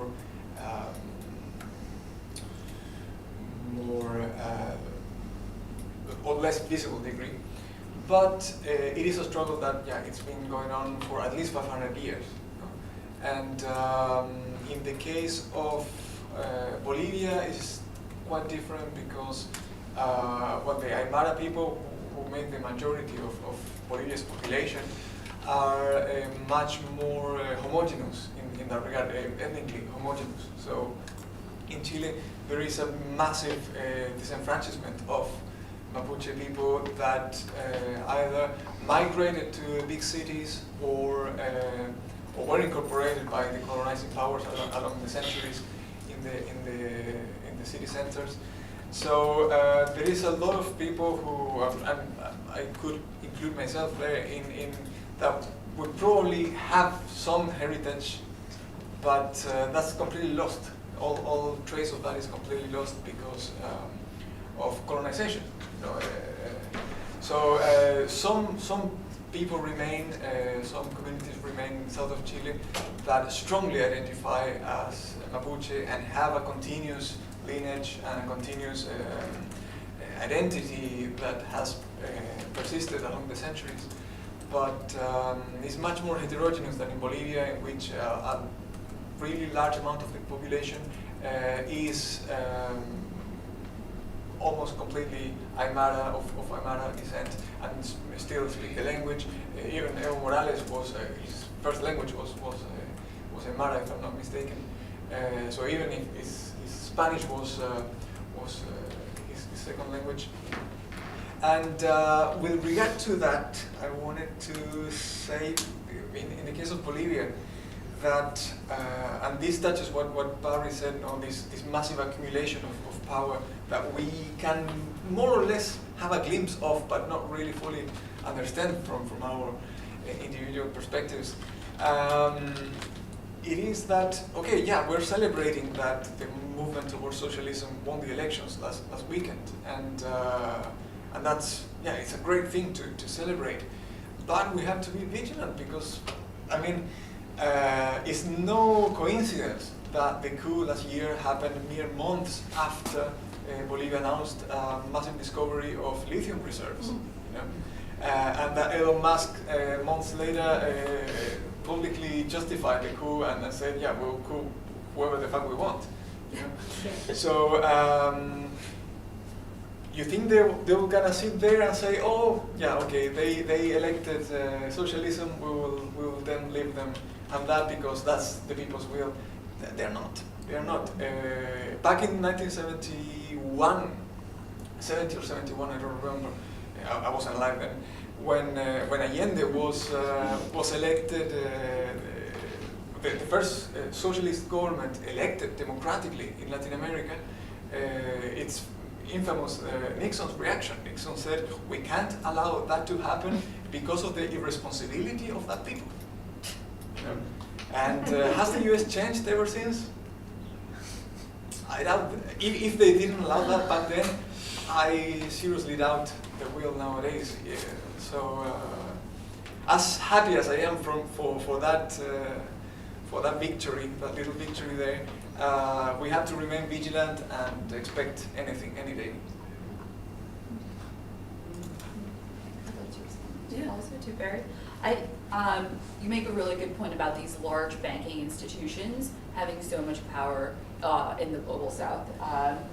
And I just want to kind of bring up a little bit of history regarding the IMF and the World Bank in India. So just a quick little story that kind of ties into the amount of power and influence they have in turning a society towards neoliberalism. So during the first Gulf War, large number of Indians who were living in Kuwait had to be evacuated to India, and their savings were not accepted by Indian banks because the banks thought that the Kuwaiti currency would plummet, and therefore they didn't want to hold those currencies. And so they, and actually they should have accepted these savings of the Indians who came back, because Kuwaiti dollar, or the Kuwaiti currency did not plummet. But this and the cost of evacuation, plus some of the factors that meant, other factors meant that India's foreign exchange reserves ran low. And so the IMF and the World Bank had to basically come in, said they would come in and say, oh, India's in a terrible financial position, let us do something. And they took this as an opportunity to structurally adjust the financial system of India. And basically there was not a big crisis, it was just some Kuwaiti Indians having to come back to India. So it wasn't a massive issue. And remember, that Kuwait war was America, so that was what forced them out. But basically, it could have just been a very small loan from the IMF, but the Indian Minister of Finance went on to take a huge loan that ended up devaluing the rupee by 30%.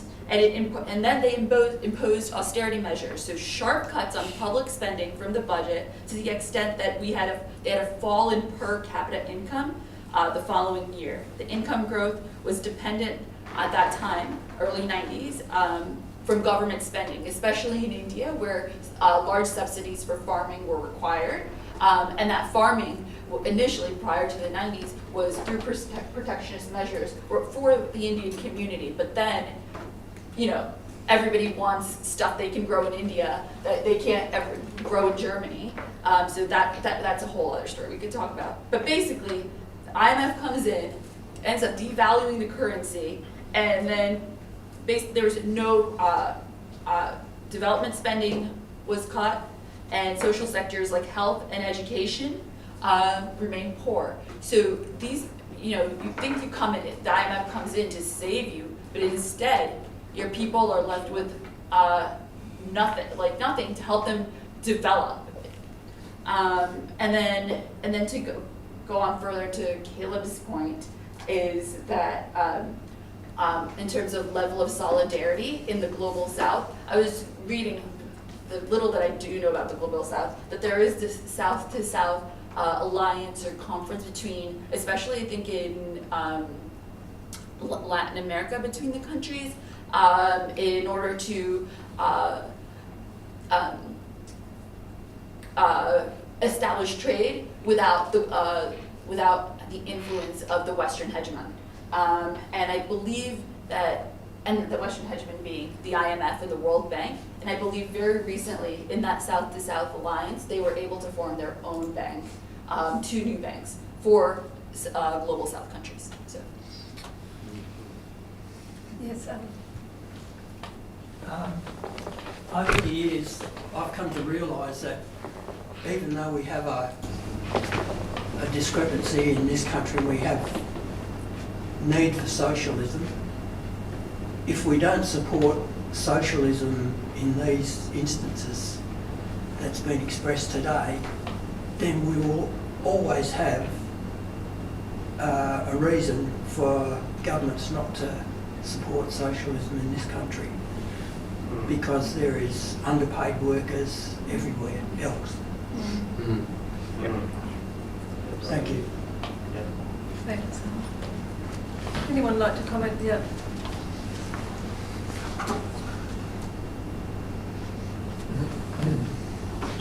Yeah, look, the modern imperialist world order was really only first, this imperialist phase of capitalism was only first starting to show its early signs by the time Karl Marx died, and it was later socialist. particularly the Russian revolutionaries that began, as Gauri pointed out, began this real systematic examination of imperialism, modern imperialism, and what it means, and that imperialism is a central feature of contemporary capitalism. But Marx had a sense of what you were talking about, Alan, in the sense that Australian workers will never be free until they recognise their obligation to help our brothers and sisters, workers in the global south. And Marx expressed that when he said that the English working class would never be free until the Irish were free.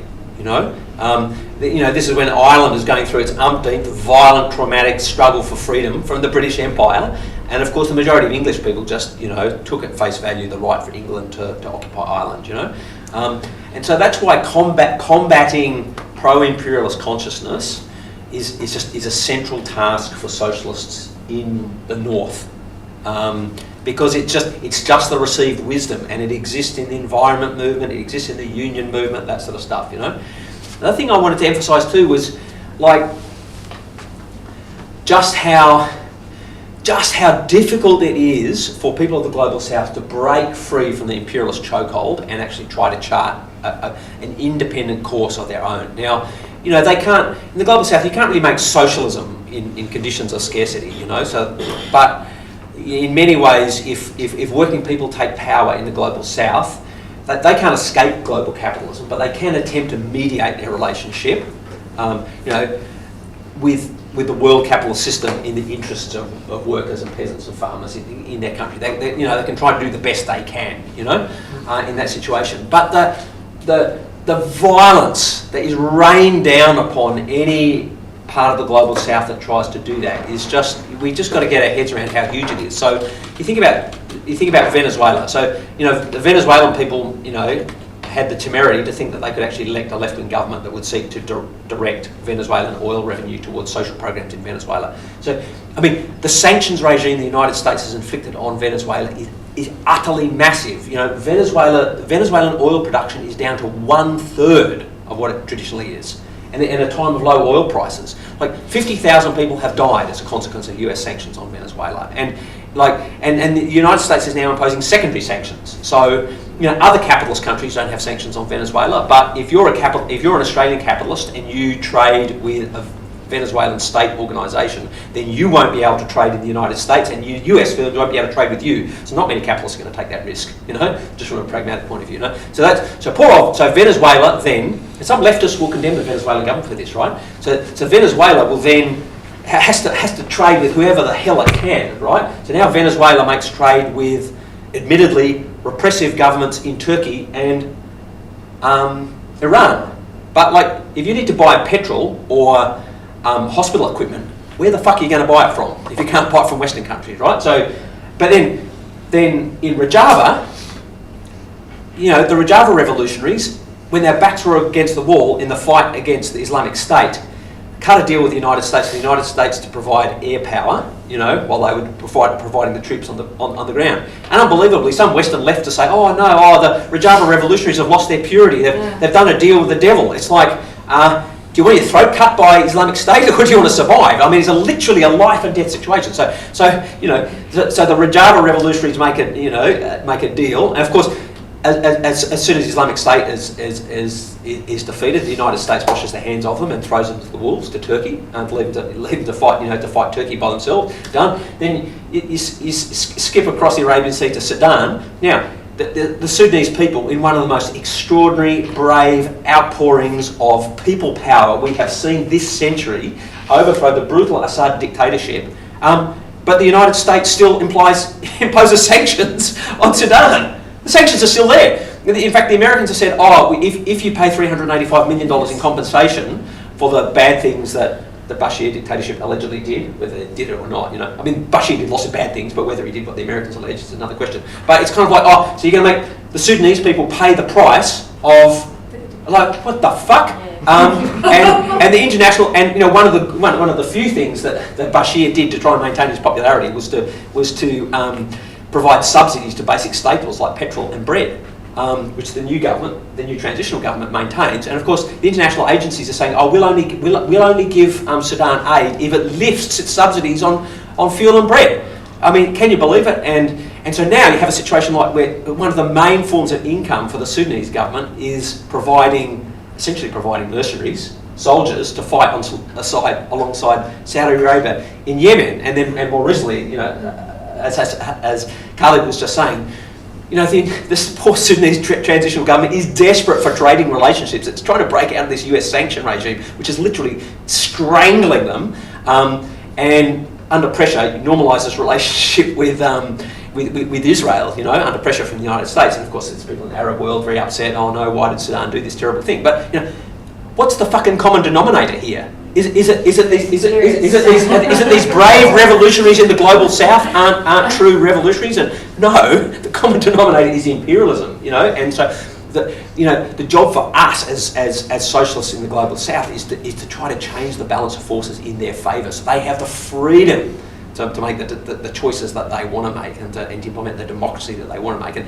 to pick up the point that Alan made at the start, you know, that's why when we talk about any transition to a sustainable sort of society, it's got to include repaying the debt of colonialism, and that means, you know, transferring sustainable technology to the global south for free.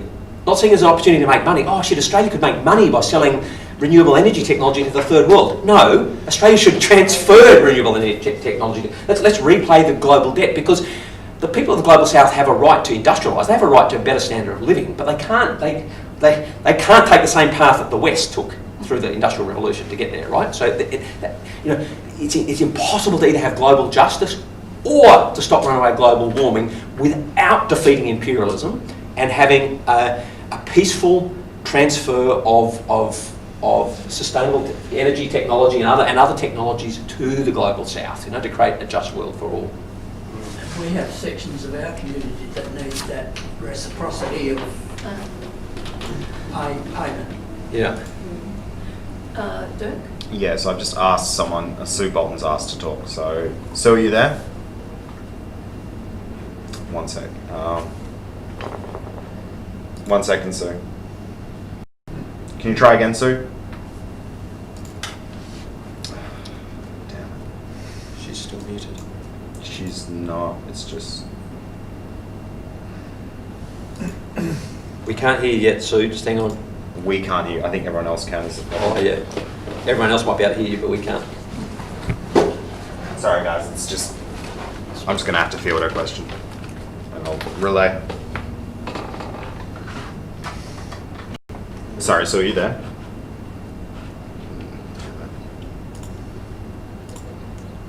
I can... Okay, Sue, I can hear you. If you could ask and I'll relay.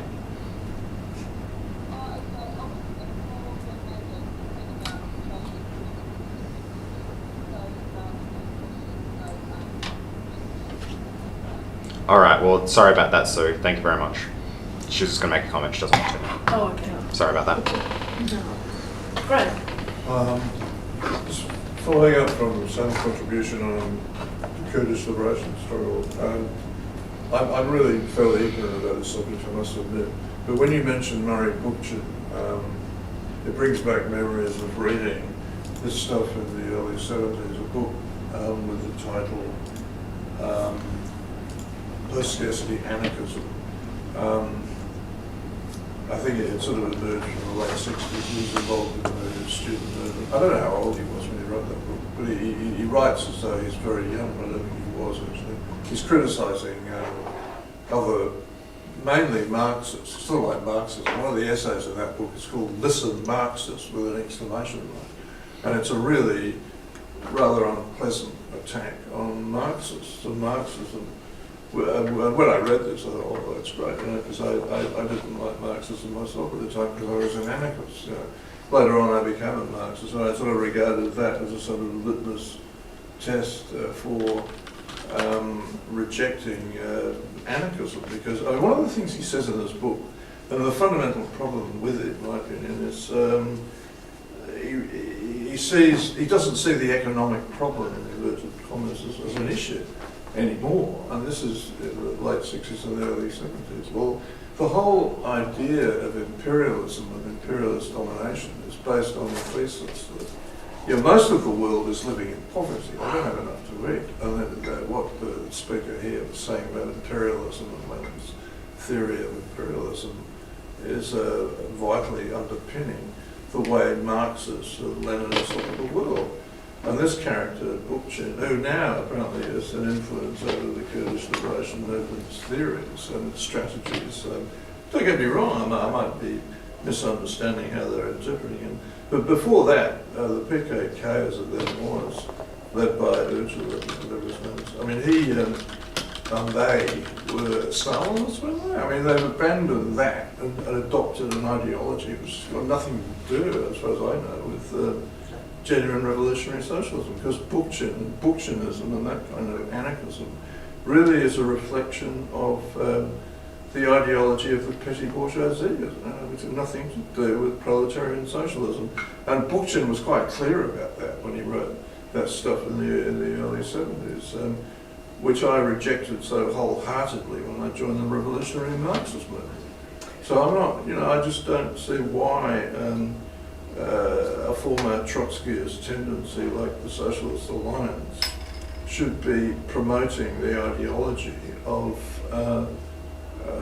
Bookchin and that kind of stuff in the international left and labour movement. I mean, even if it's refracted to... I admire the struggle of the Kurdish liberation forces and the gains they've made and the women's detachments and all the rest of it, but the fact is that it's not a strategy that's going to succeed in the long run because it doesn't resolve the issue of state power. I mean, that's the central problem.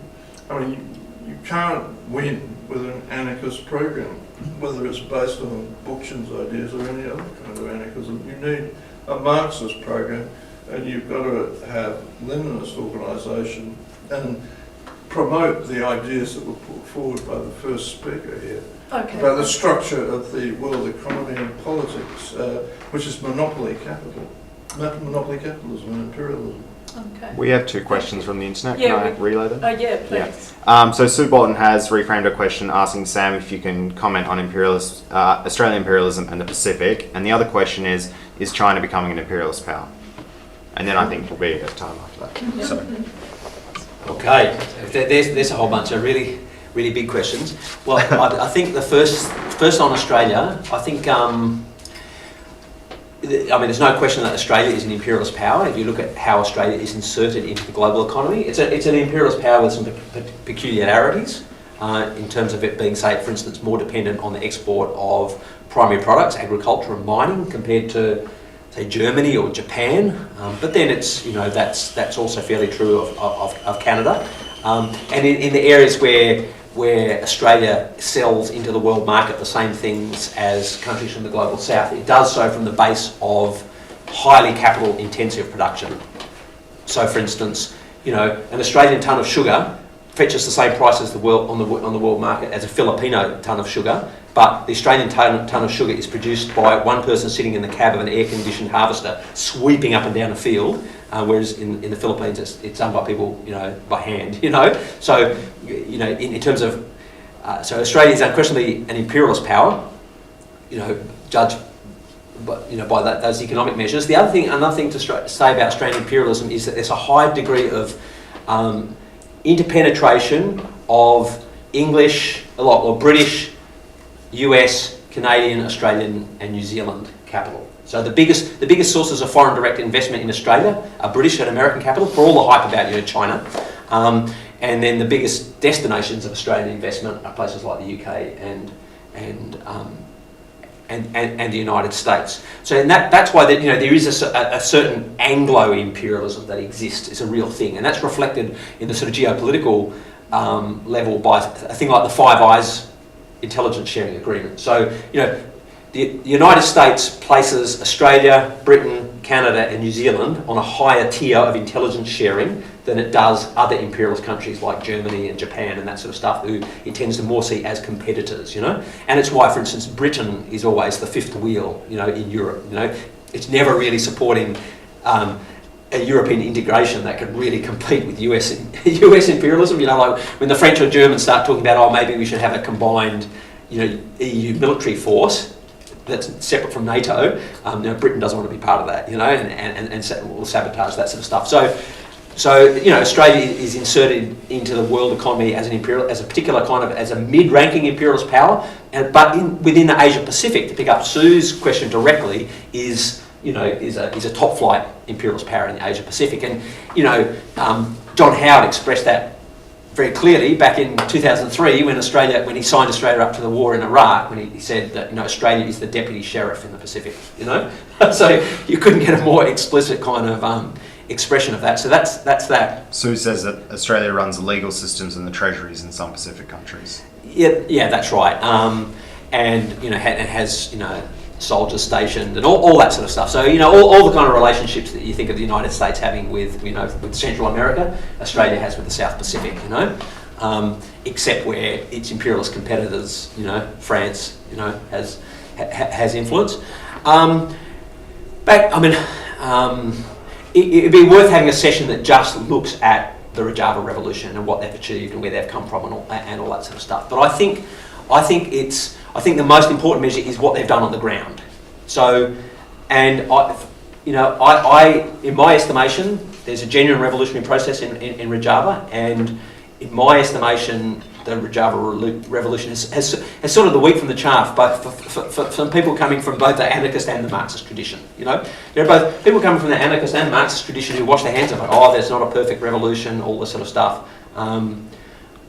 Well, I disagree, and so I think how much the Kurdish revolutionaries draw on Bookchin specifically, or Kurdish spirituality specifically, is for me is not the decisive thing. It's it's what they've achieved and are achieving on the ground, and for me that speaks for itself. On the question of China, that's another.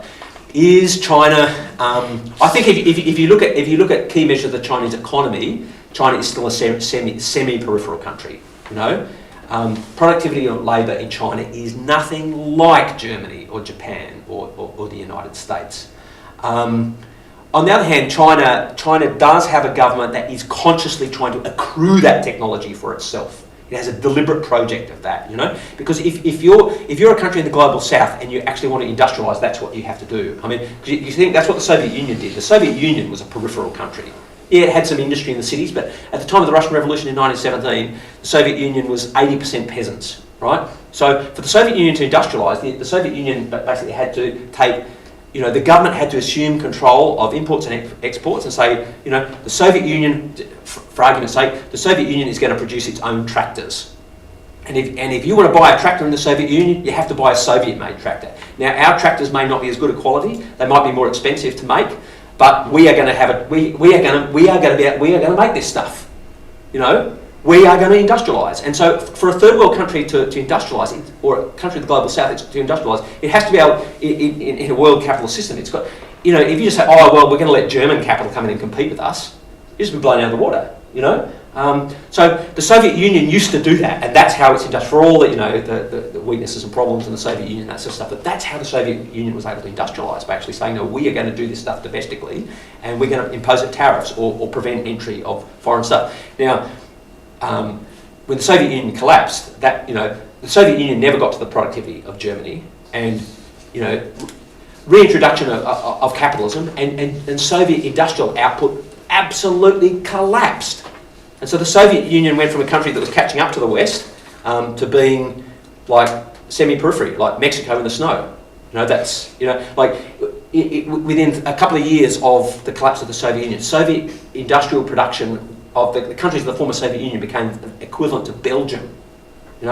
That's the dramatic deindustrialisation that took place in the Soviet Union with their reintroduction of capitalism and open to competition from, and it came with a dramatic drop in living standard as well. It's taken quite a long time for Russia to recover some of that. So in China, China seems to be undergoing both a restoration of capitalism, but very much controlled by the Chinese Communist Party with an eye to trying to industrialise China.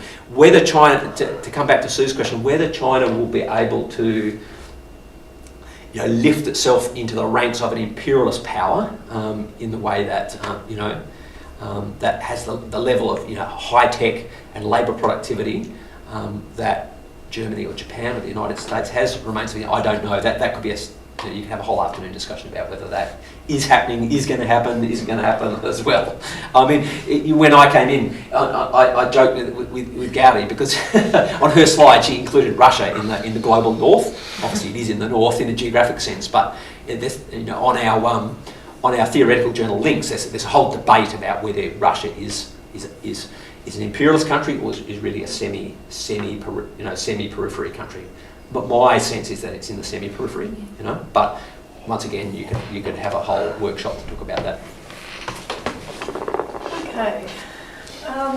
Would anyone on our panel, I'm thinking that we should possibly be winding up if there are no further questions online. Would anybody from the panel like to make any concluding remarks or observations about any of the discussion or questions or in life in general?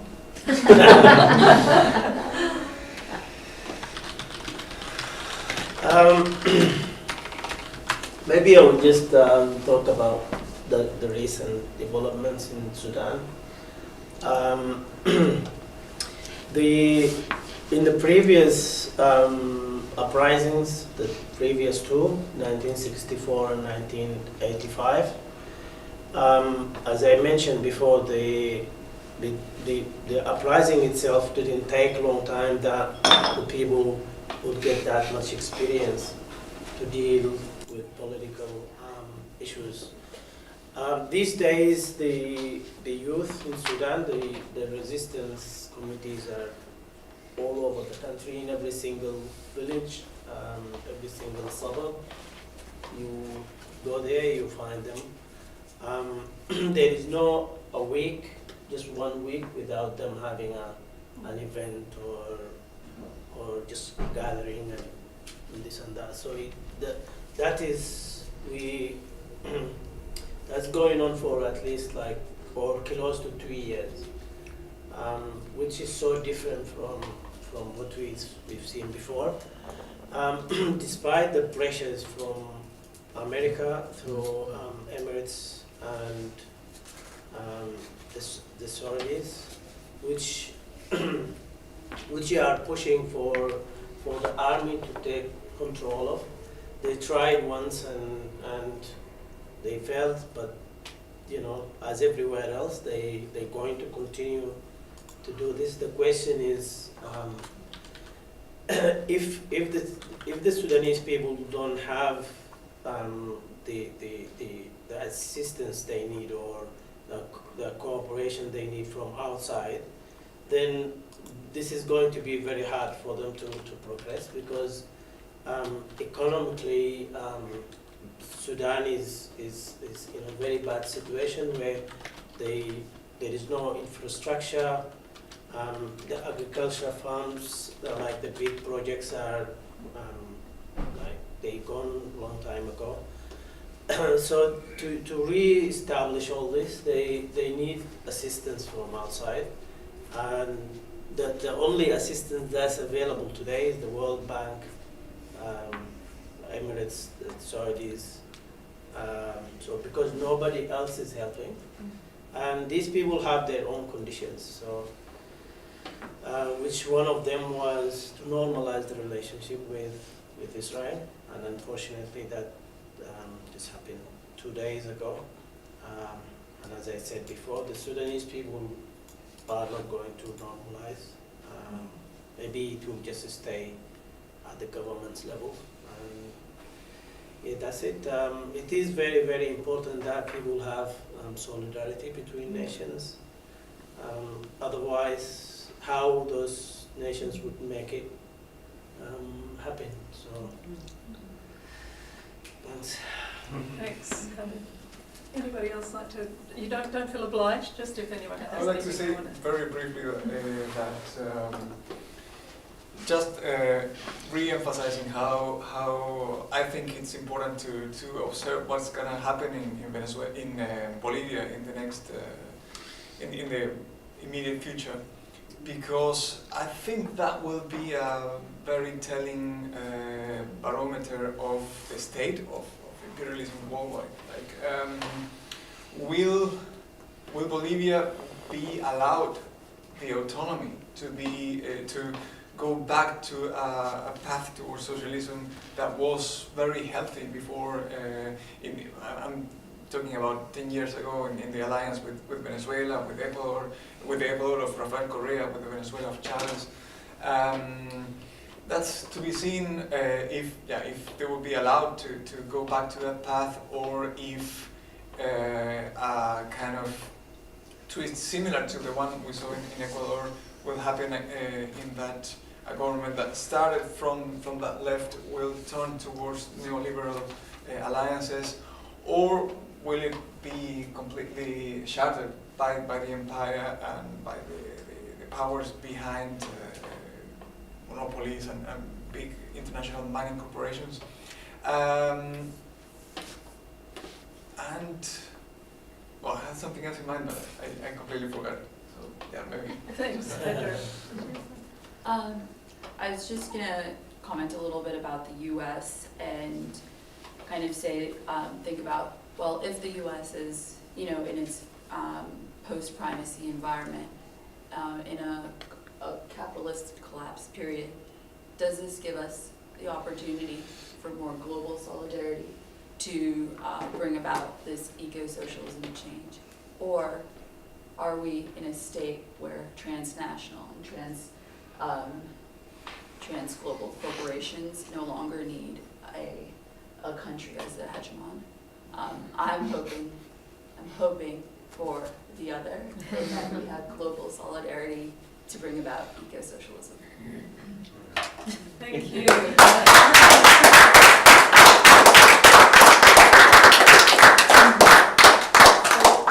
It takes us back to our first panel where we talked about the power of hope, but in the context of activism and making positive, needing people to be involved in making positive change.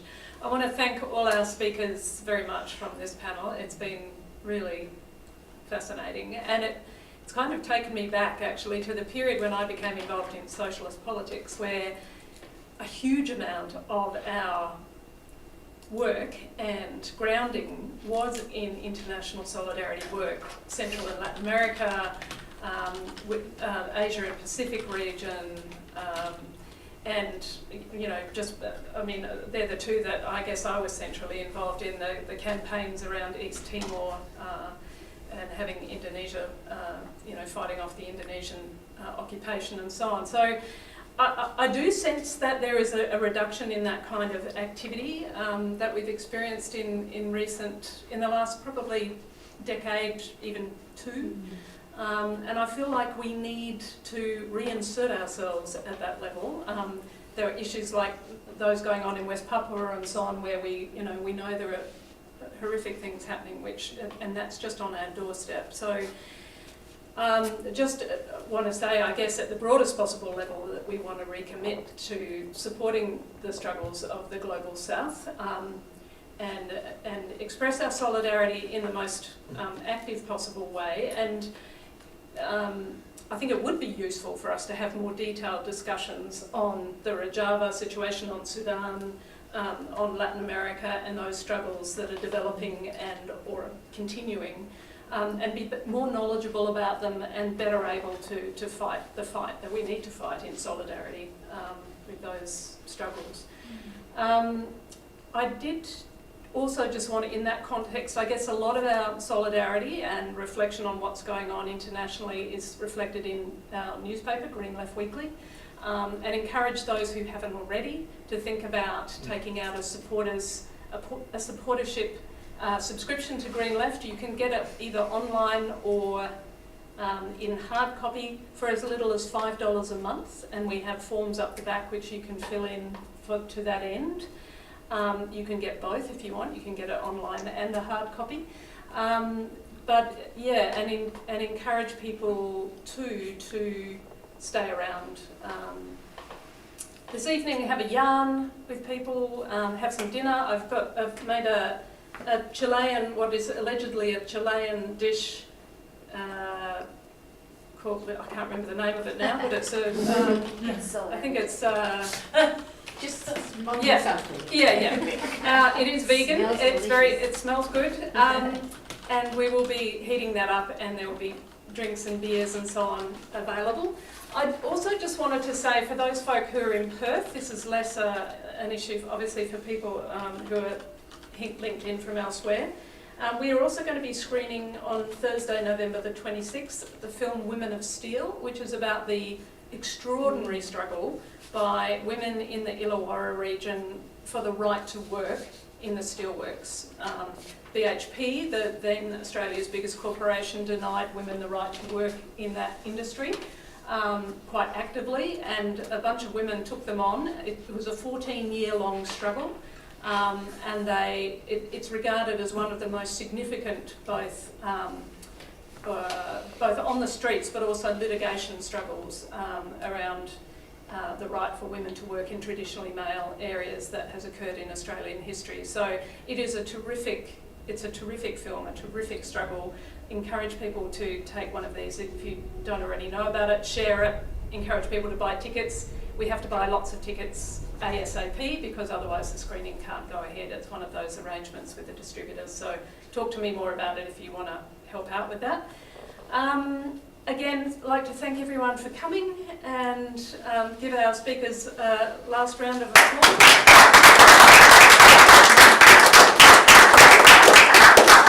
Thank our technical people who have life becomes more and more complex in that arena, and it's not one I feel particularly attuned to, but so appreciate your help. Yeah, and as I say, encourage people to stay around, eat, drink, and we do have some, we have a film. That's right, we have a film about Adani, just quite a brief one. I think it's 20 minutes. I don't know if anyone was introducing that film screening. Yeah, we'll just take a little break and then We'll take a little break and then we'll introduce that. Okay. Come and get a cup of tea. It's only, as I say, it's 20-25 minute struggle. It's not struggle, a film. A new film that is supposed to be terrific, and it's called People Power versus Adani, The Fight of Our Times.